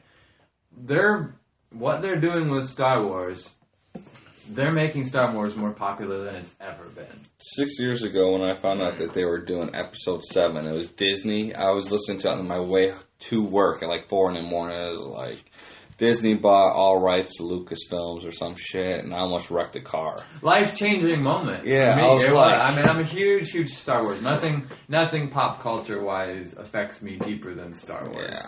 And after seeing Episode 3, and the way that I saw Episode 3 and ruined it for myself, and I'll tell that story someday for the podcast, just because it was also life-changing. But after Episode 3, I thought, wow, I can't believe I'll never get to see another Star Wars film. I think everybody should see a Star Wars movie in theaters. Yeah, agreed. You know, absolutely. I do. I mean, Joey's 16 and he finally saw Episode 7 in theaters. Yeah. You know? They're movies that are made for theaters, for sure. You'll always remember it. You know, how old were you when you went to Disney World? How old were you when you saw Star Wars? I'll never forget the moment I found out that Disney bought Star Wars and they had plans to make 3 more movies. I'd like, life-changing. Yeah. I was almost in the same sense, like Affleck and Batman, pissed in a way. Like, no, not my Star Wars. You stay away from it, Disney. But then there was this other, like, well, shit, if this is the only way I get 3 more Disney movies, wow. And I thought about that. I remember, wow, 3 more Disney movies. Or, not Disney movies, sorry, Star Wars movies, which are Disney movies. Which is a crazy thought. I mean, I think we have all swallowed that pill, which is kind of weird. Hey, I've digested it. It's part of the Disney. It's something that it's said in the same breath now.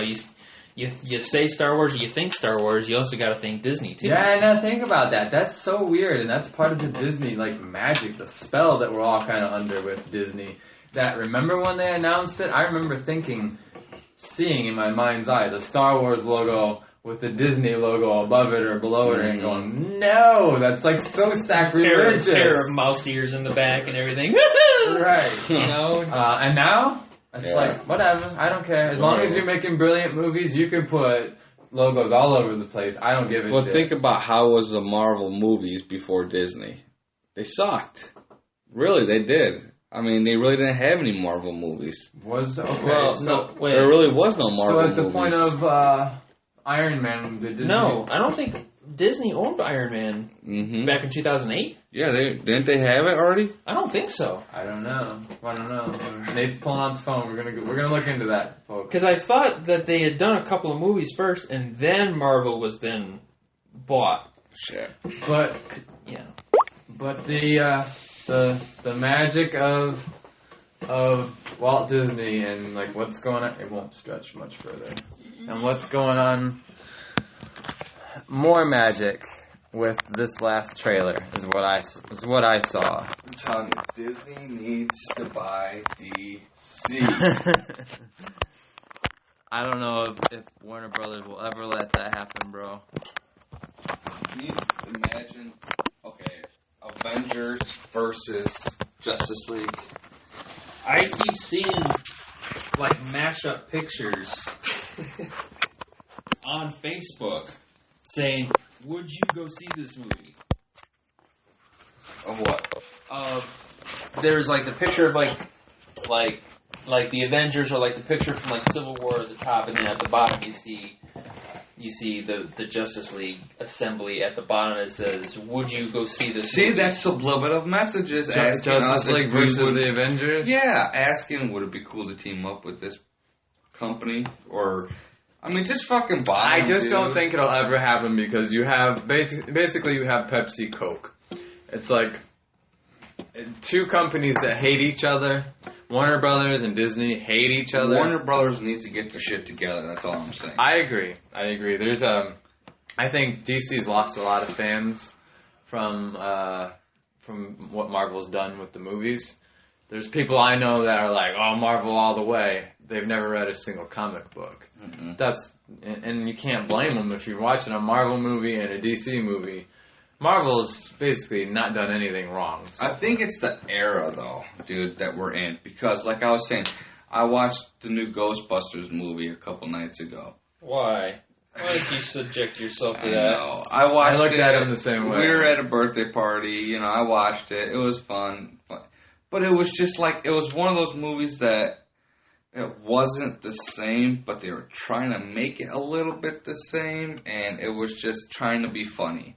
And yeah, sure, I'll buy the movie, and, Ghostbusters 1, 2, video games, more movies, Ghostbusters. So you all know there's not going to be one, Ralph 2, is 3. a huge Ghostbusters fan. Yeah. I'm a Ghostbusters fan, but not on the level that Ralph is. And I probably will never see the reboot.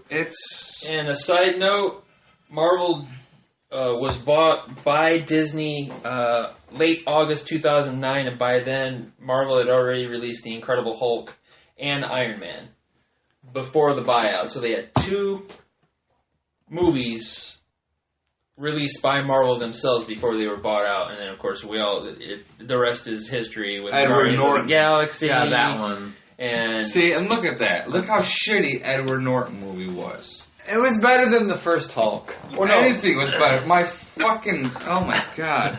The first Hulk movie I thought was horrible.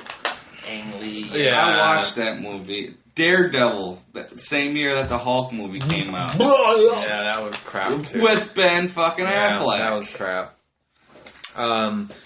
But the second Hulk movie was redeemable. It was better, for sure. It was better than the first one. It's Vinny. But... Who? Vinny. He looks like Vinny. Edward Norton. Oh. He does. Mixed with a little bit of Lee Harvey Oswald. Hey, Vinny, did you kill Kennedy yet? But yeah, you're right. The magic of Disney took over, and look at that universe now. So Captain America and Thor was Disney. All Disney, yeah. Everything after first Iron Man. Although, second Iron Man was a little bit of a disappointment. That was horrible. That wasn't one with Mickey horrible. Rourke. Was that the one with Mickey Rourke? Yeah, Flash. come on, it wasn't horrible. It wasn't horrible. It wasn't bad. Batman Superman is horrible. Batman Superman was horrible. The Comparable. new Ghostbusters? Horrible! I mean, Have you seen it? I don't need to see it I to don't. know how It was horrible bad, it is. Dude. It was bad. I'm going to refrain, because I think... They didn't even have... I don't know how to address that movie without coming off like a sexist pig. I Like, really don't. No, I mean, the actresses was fine. You could have kept those actresses. It was the writing that was horrible. It was the writing, and I think that the writing could be better. And with the death of Harold Ramis, kind of really ruined the movie. I think if he was on and wrote it, I think it would have been better. But it's what they wanted to do. Melissa McCarthy. Her kind of plays the same character in all her movies. Exactly, her character, and then you get her, and then 3 SNL girls.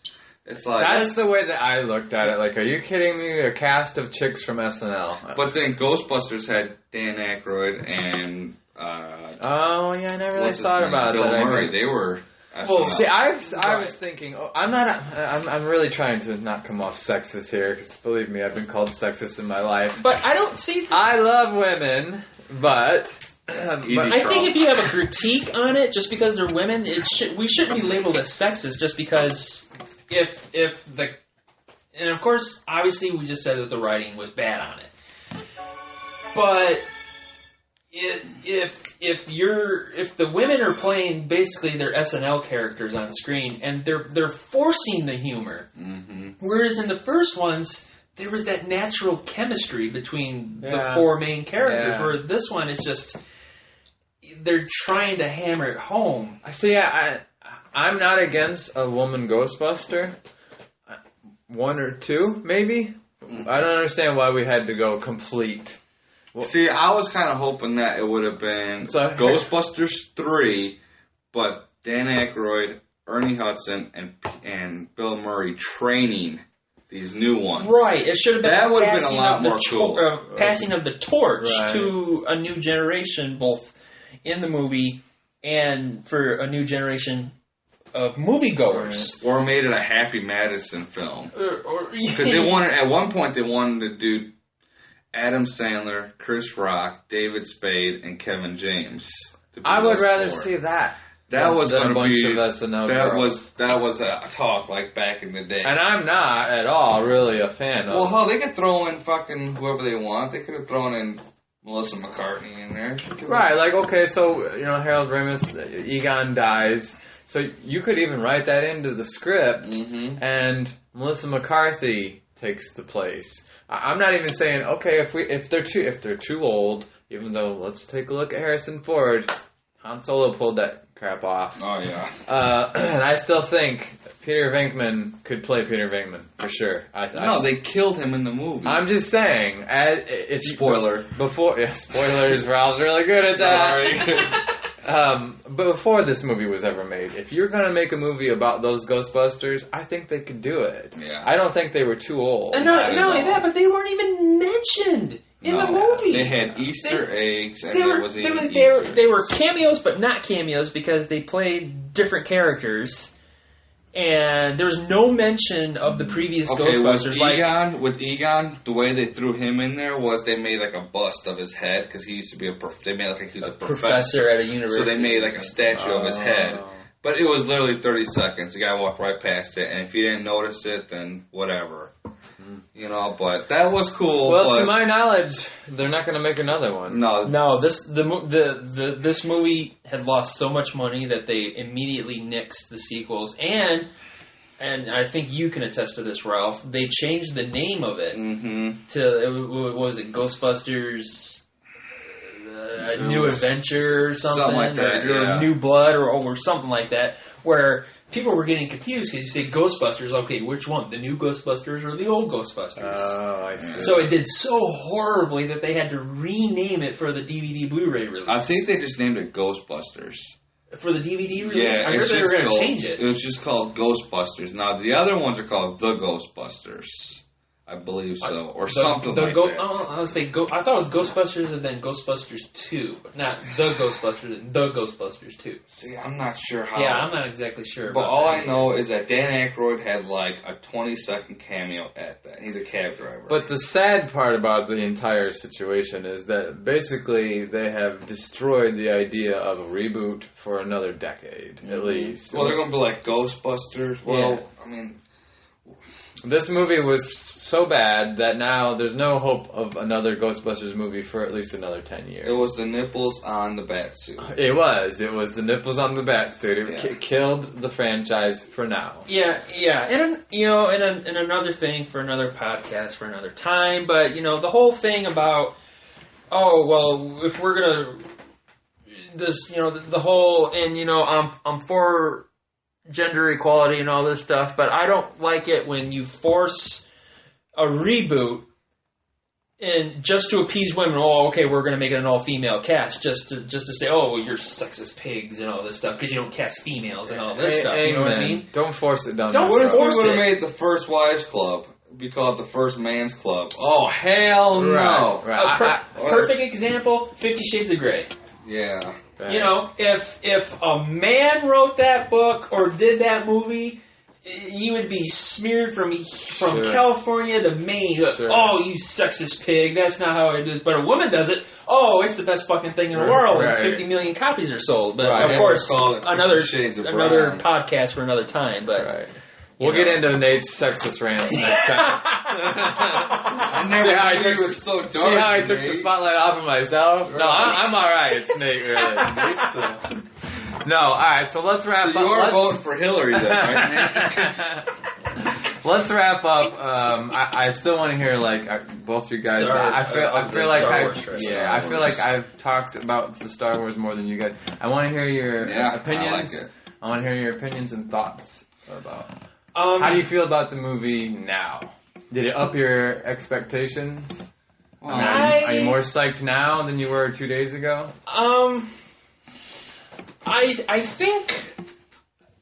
I think this one didn't increase it more. I think actually the previous trailer where Vader was at the end, it was like a dark, desolate place, and he turns around and activates his lightsaber. Like, that's the Vader I want to see. Like, just taking on... Because, you know, I don't know if I mentioned this either to you or something, but, like, I'm... Like, that scene, I'm picturing, like, that being the opening for Rogue One. Like, he turns around, opens his lightsaber up, and then... in front of the camera, you see another lightsaber open up, and like he's fighting a Jedi on some planet or something. And there's an epic lightsaber duel when you see Vader like at his best, just like using force to move himself around, and like this epic battle. Then boom, kills him or her, and then good save, you know, because there were women Jedi. But it's merely coincidence. but you know, and then it start off like that, and then he's like, oh, you know, the rebel base isn't here or something. And then he goes back on his ship and takes off somewhere. You know, something to where you see Vader at his best. You know, we were always left with this image of Vader where he's intimidating, but you don't really see him at his best. What he can do. What he really is capable of doing in that suit. We know what he's capable of when he was Anakin. Right. But him in the suit, we haven't seen what his full potential is. So I'm hoping that this shows Vader at his best. Like, they can do it at the beginning, and then you got the rest of the movie for like Vader's chasing the Rogue Squadron, and you know, trying to. And it will be interesting to see how they open this movie up, because they've announced there's no crawl. What? That was announced a while ago. I thought that was announced for episode 8. No. There will definitely be a crawl for all the episodes. There's got to be a crawl for this. No, I will double research that, but I remember reading weeks ago that Kathleen Kennedy, who is the head of Lucasfilm Decisions... A female? Yeah. Oh, fuck. This is good. All of a sudden, this podcast got really dark. We're losing women left and right. Hillary 2016. But I'm really curious. Okay, I'm not for that either. I think that all Star Wars films should have a crawl. Standalone Even or in not. the cartoons, they had it. But it kind of makes sense in a way, because the crawl is explaining where we're at in the story. This story, it's a standalone. Right. I mean, it doesn't need to explain. Here we are. Yeah, but you can talk about Vader a little bit. What Vader's been up to. There's definitely reasons to have a crawl in this, but I understand why they don't want to. Yeah, I get it. So I'm really curious. Okay, if you're not going to do the typical, I mean, there's a formula for how they open up a Star Wars movie. Well, how are you going to open it up then? And I like Nate's idea of that slow motion that we get to see at the end of the second trailer of Vader just standing there, and there's like hot embers or something floating around him, and he slowly ignites his lightsaber. Something like that would be really kick-ass. Or there could be a voiceover. You know, they can have like the ding, Star Wars, and it just kind of goes off in the distance, and then you have like maybe like the title, like Rogue One or whatever. Right. And then you see it pan down slowly, but then like there's a voiceover that says something about, Jenner started narrating or something. Something like that. Or maybe it's maybe Forrest Whitaker's character. Yeah, Obi-Wan is the narrator. Narrating it. No, it's got to be... Come on, that would be badass. That's the first time I've ever had that thought. No. The movie opens up with, let me tell you about a story. And it's just... No, it's got to be, what's his name? What the fuck is his name? Morgan Freeman. Morgan Freeman narrates everything. I want to sleep on a bed made of Morgan Freeman. So, did you guys notice? Did you notice the music? How different the music was?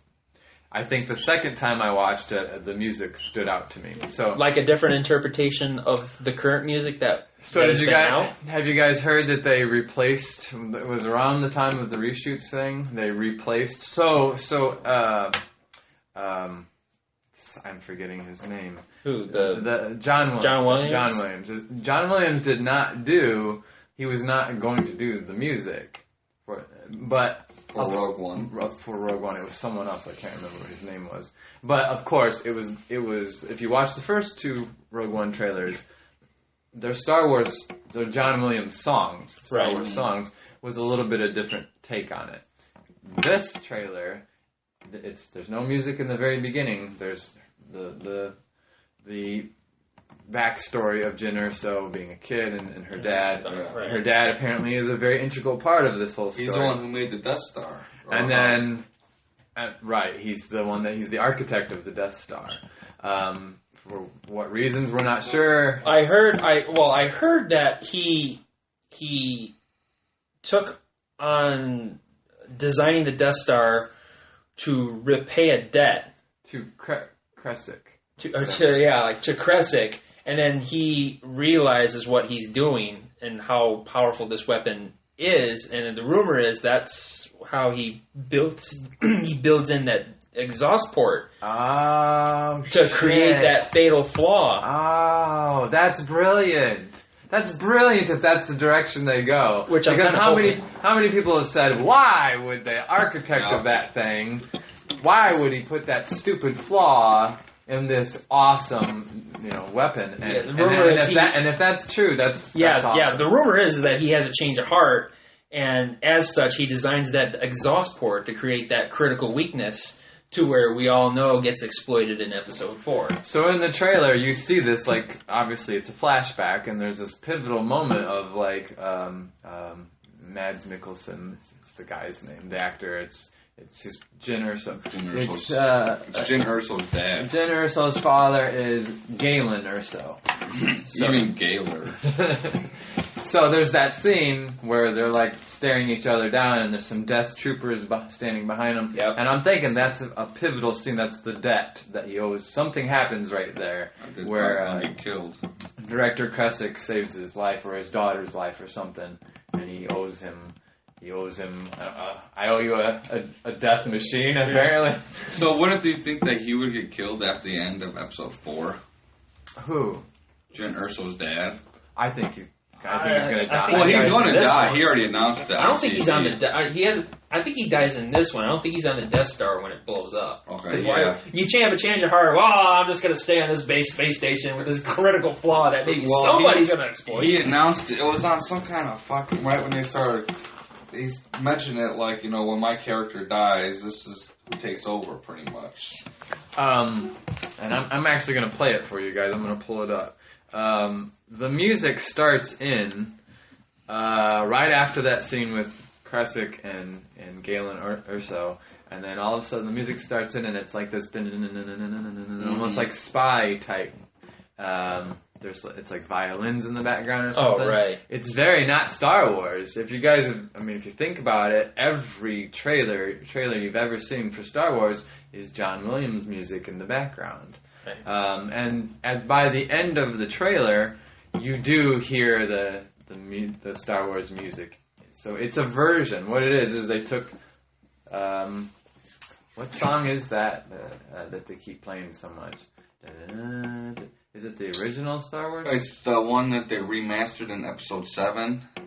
It's Luke's theme, right? Is it Luke's theme, or is it the main title theme? It's Luke's theme. I think so. I think Luke's theme, and then they added a little bit of bass to it, or whatever. But I'm going to try and find the music. Yeah, Luke Skywalker fucked it all up.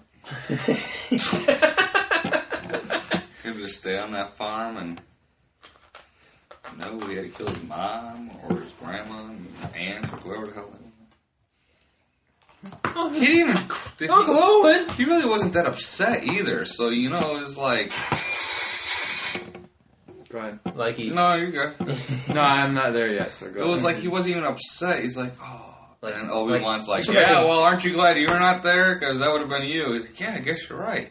I always thought that. He's probably thinking, God damn it, I'm going to kill them. He's like, let's go start your training. Okay, let's go.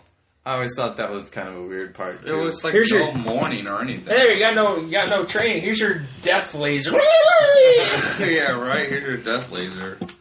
You'll be alright, though, right? You're right.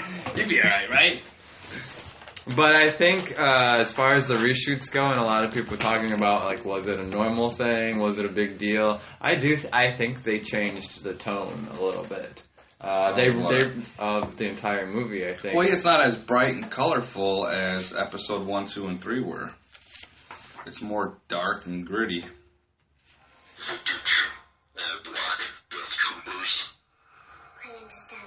I got Kylo Ren reacts to the new trailer. I'll have to watch that. I haven't seen it yet, but I picked the wrong one. I've seen that one. I was watching that when Nate picked me up. Did it's you? Hilarious. I'm just trying to find... Oh, here it is. I'm trying to find the music just to highlight it. Okay, so here's the trailer. And we hear a little bit of the theme song. Sounds like Titanic. Jim, whatever I do it to protect you. So you understand? I understand.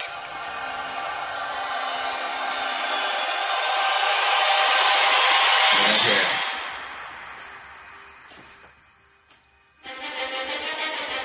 This is totally not John Williams. Right, I can hear that. But cool as hell.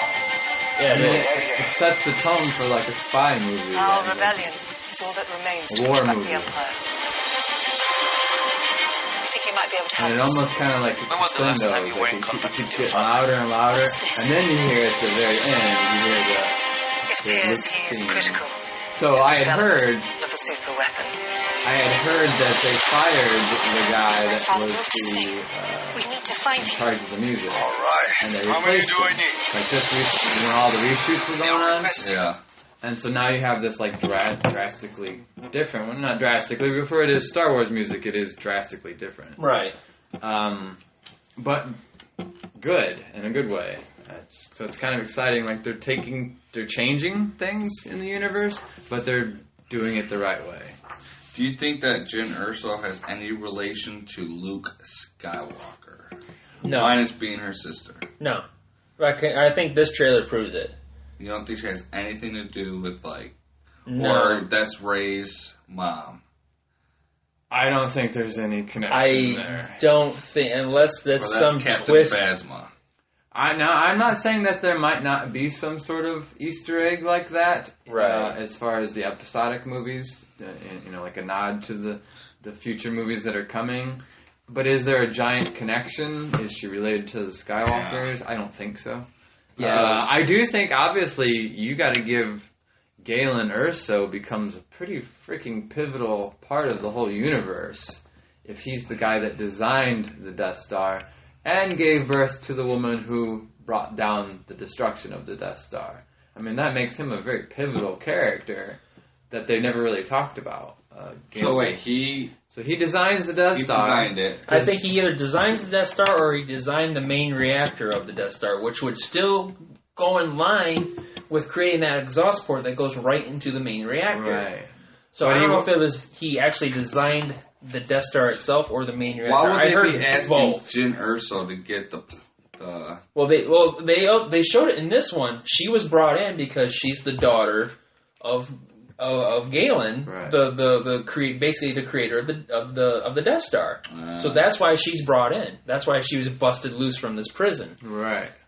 Because of her connection to a very important character. So I like that, man, that they're going back and, like, introducing very important characters that we've never talked about before. I give Disney props on that. Like, that's a dangerous game, but they seem to be doing it right. You know, you bring in, here's the guy that created the exhaust port. This is why there's a weakness, and this is why he put it in there. And his daughter ends up being the one that redeems him. And all of a sudden, you're building huge canon. yeah, but he's gonna die. Yeah, he's a dead man, for sure. He's a dead man. He's gonna die. Spoilers! Spoilers! You let your daughter come in here. She just ruined it, daughter. I don't care. Get out of my stuff. So, excitement level after seeing this trailer, Ralph? I'm at like a 5. Yeah. I mean, I never really did care too much about the outside Outside of like the main Yeah, storyline. outside of Han Solo. Okay, so let me ask you this. So we've established, for those who don't know Ralph on an intimate level, Ralph is a huge Han Solo fan. How excited are you about the Han Solo movie compared to Rogue One? I'm more into the Han Solo movie. Yeah, I mean, are you more excited for that movie than Episode 8? Same level? Same level. Episode 8, Han Solo, Rogue One. Yeah, Rogue One. Yeah. Yeah. For me, I'm really skeptical about the Han Solo movie. And I'm not a Han hater, I just want to know how he became... I don't give a shit his childhood. I don't care if his dad beat his ass and his mom was a drunk. I want to know how him and Chewie got together. And I think that's something that they're gonna show that. They're gonna show how he came in possession of the Millennium Falcon, how he came to know Lando, and all this other stuff. I bet you he was like a stormtrooper, and then he saved Chewie's life. Why would it be a stormtrooper? There, in the Legends, there was a story. It's not canon anymore, right. But there was a story about Han Solo was in the stormtrooper program, and he got kicked out. He got kicked out for something. It's right here.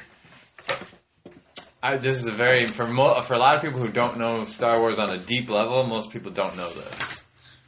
Yeah, it's in here somewhere about him. Are you sure? Because that book is canon. I don't think this is canon anymore.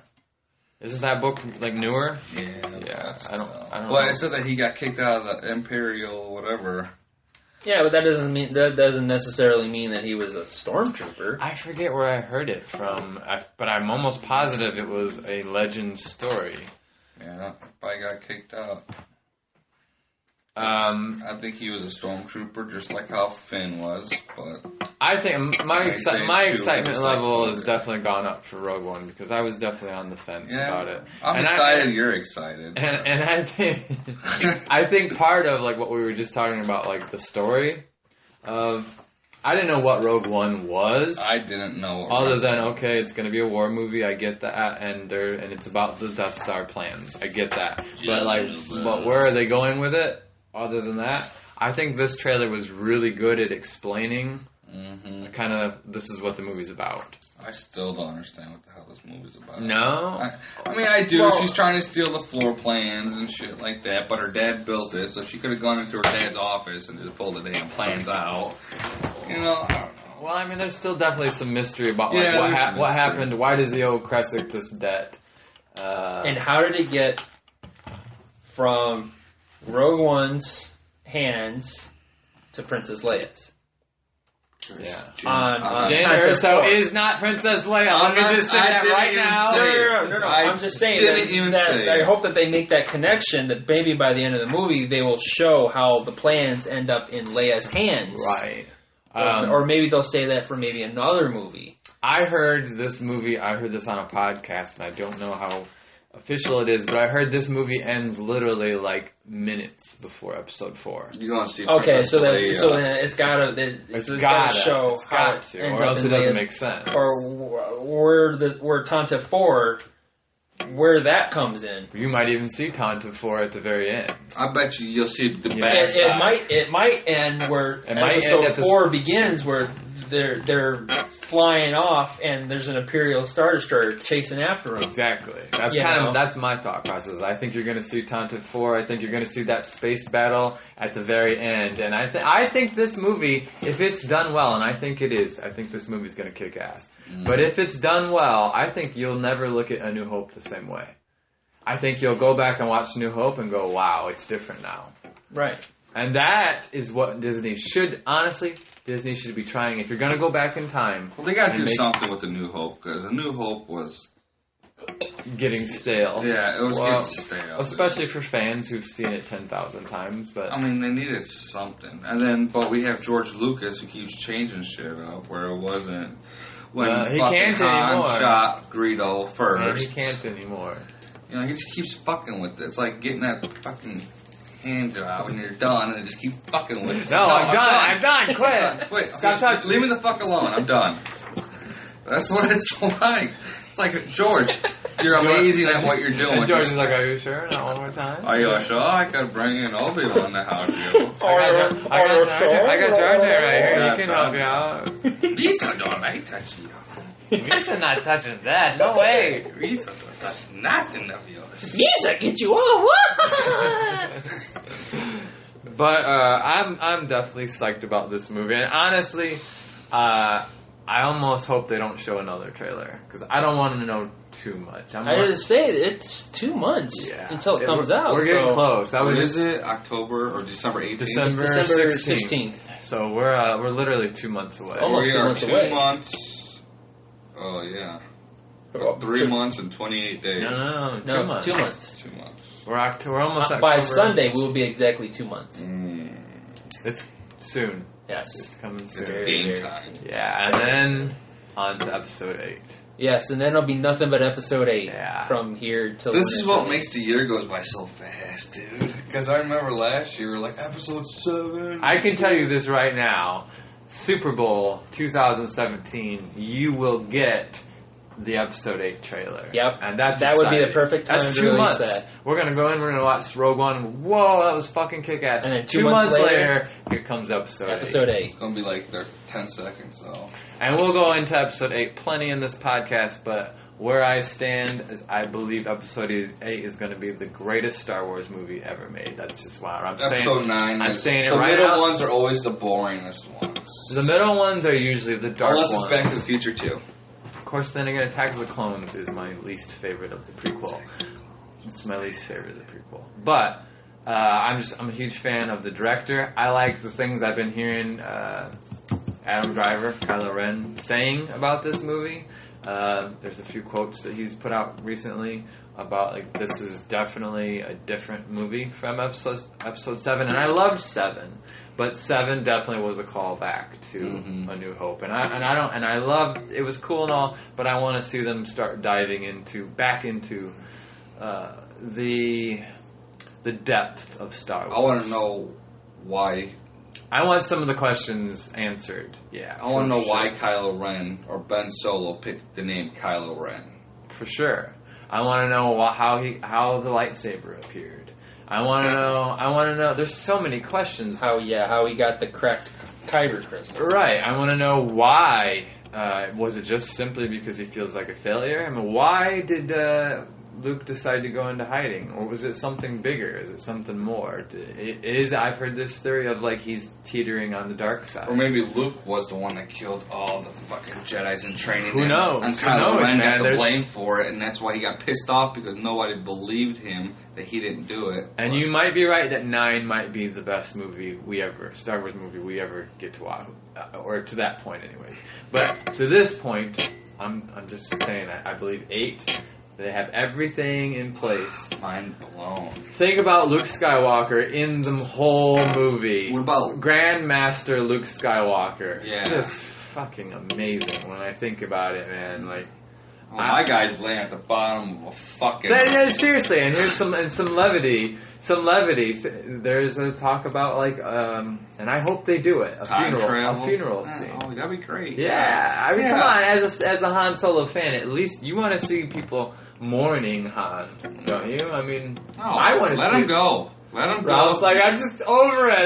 It's been 2 years by the time the funeral starts. It's too late. Let it go. See, I think I don't know, you know.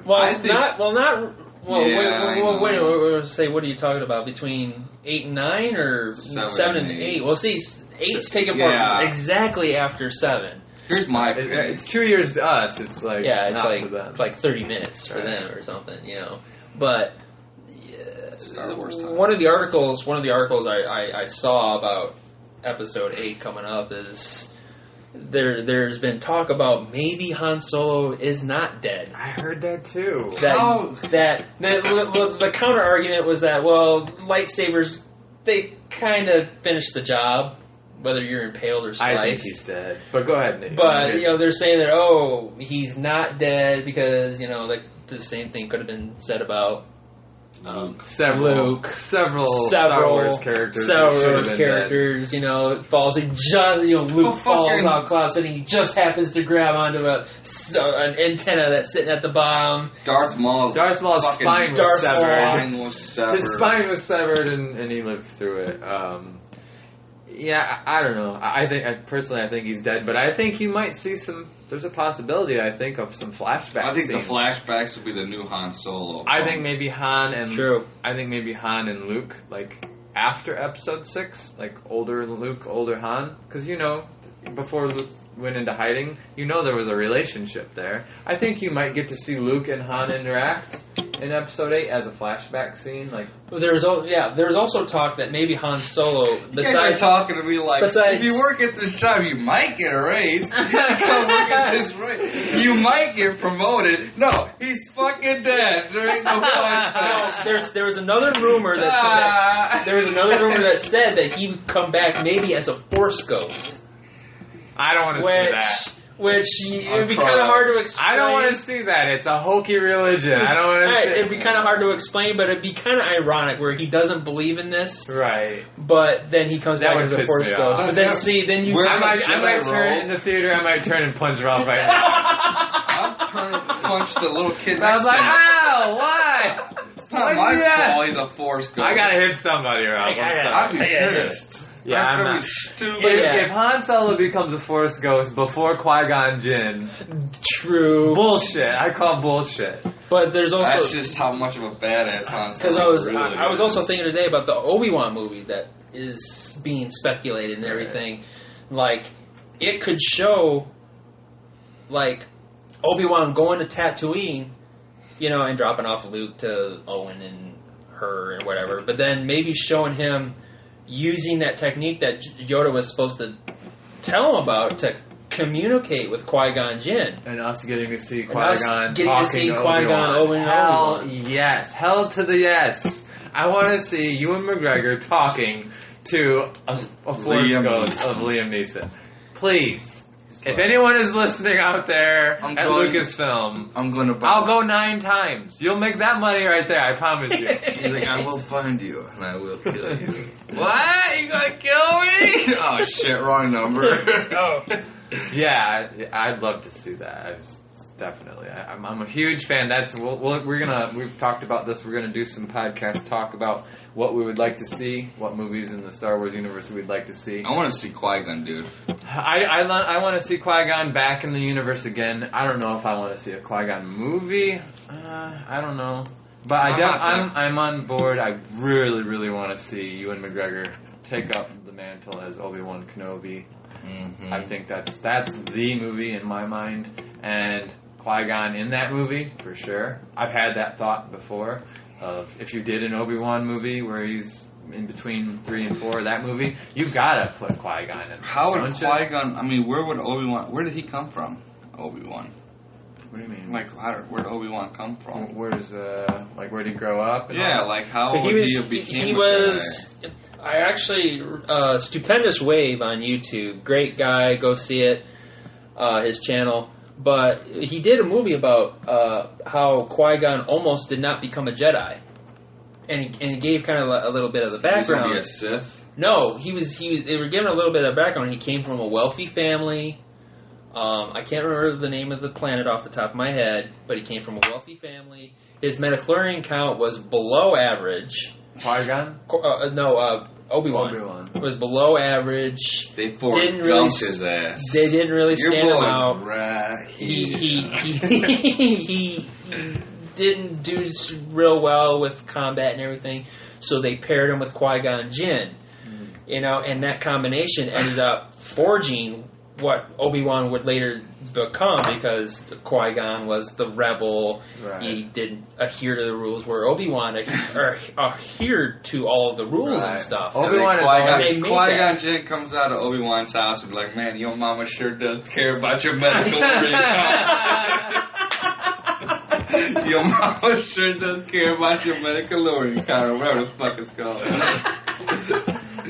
You don't say much. Beads of Ralph, sweat. I believe you just created a new porno. Yes, Obi-Wan / Forrest Gump. But yeah, Obi-Wan Kenobi has always been kind of the underdog. People is different. That This Kenobi. overachieved. I like that about Obi-Wan Kenobi. He's the underdog that overachieved. And really, he was a Jedi that never was that became special. one of the influential Jedi Right. in the galaxy, really. Right. And he was like jumped into training Anakin because Qui-Gon was going to train Anakin, but it was just like, alright, well I quit, so I'm dead, so you gotta finish the family business. So, before we wrap this up, prevailing thoughts? Anything else you guys want to add? I'm just gonna say I sure hope we don't get. I hope we don't get Darth Vader not talking. I hope we don't get Luke Skywalker-ish Darth Vader in Rogue One. I hope that there's That more. was so stupid. I hope there's more. That's stupid. I really hope there's more than 30 seconds of Vader, and I do believe there is. Yeah, there should be. There should be. This is the best opportunity to utilize Vader. Right. What if Episode 8, Luke just like snaps and tries to kill Rey? Why is she standing on that mountain? What if Rey snaps and tries to kill Luke? Well, she's passing him the lightsaber, and he just like gives that look, and he just like grabs his own lightsaber, starts swinging at it, and before she can, and then she turns on her lightsaber, and they start fighting and shit. I think that at that point, there's no way Rey can battle Luke. I am more and more. I'm strongly believing that Rey is the offspring of Palpatine. That Rey might end up becoming evil. Like maybe Palpatine figured out what Plagueis did, and he created Rey. Yeah. Yeah. And Luke finds her, trains Palpatine's her, like, I'm finds gonna put out, a baby in me. finds out who she is really, and I could see then that. goes and hides her on a planet I think to there's keep some her safe. I think there's some credibility to And that. then maybe the planet Luke goes to, is he's trying to find the origins of maybe of Plagueis, Right. maybe how to create life, manipulating the midichlorians and stuff. See, Well, he was there's looking for ancient the Jedi first, texts. the first Jedi Temple, remember? Right, maybe he's looking for some ancient Jedi text to explain this process, maybe. I would like to see. I'm a big fan of Kylo Ren. I would like to see Kylo Ren's character come full circle. I'm telling you, I don't think Kylo Ren's the bad guy. I would like to see him be redeemed in the same sense that Darth Vader was redeemed. I think he's pissed off because Luke Skywalker's the one that killed all the Jedis in training. They blamed it on Kylo Ren, and no one believed Kylo Ren. So he said, "Fuck you, Jedis." And There's so many things they could do. They really, I mean, we could end up by the end of Episode 9. We could end up looking at Luke Skywalker like he was the darkest Jedi that ever lived. I mean, they might change. They might, because he's gonna die. He's not gonna live past 9. I think personally, I don't think he's gonna live to see Episode 10. Luke Skywalker will die. I'm saying it right now. I'm calling it. He's gonna be dead before Episode 10. But Unless they decide to have Luke go dark side eventually, maybe he finally succumbs to the dark side, I think that might happen. and then he becomes the main villain in Of the the universe of the future, of maybe of the future. Yeah, that's So what would possible. But it's also dependent on how long Mark Hamill can do this and wants to do this too. Right, because 10 years ago, Mark Hamill was like, "No, I'm done with Star Wars," and it's really nice to see him, I think, enjoying it again. Right. what kind of mindset says, "No, I'm done with Star Wars"? I mean, When you do it for so long. three movies. Yeah, but Yeah. I mean, he is Luke Skywalker. Well, I mean, Yeah. I mean, not only that, but he also had other projects too, like Being the Joker like I don't voice. know, Yeah. the voice of the Joker Right. would be Yeah. one, you know, one of the best. one Joker. of the best. One of the best Joker interpretations, in my opinion.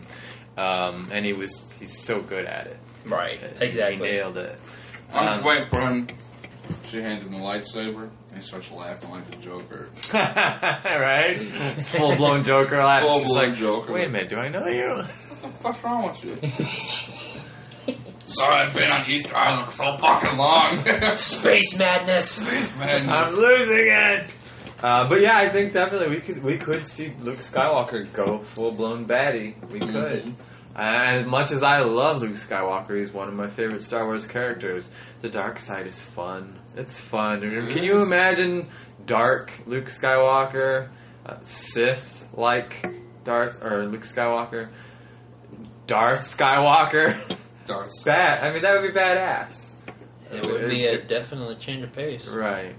His face didn't seem too happy to see her. So we're going to wrap this up. This is episode 2 of this experiment of the podcast, which is Bigfoot to Batman, but possibly the next time you hear from us, we will be the Nerd Eye Council. And I think that's much more appropriate.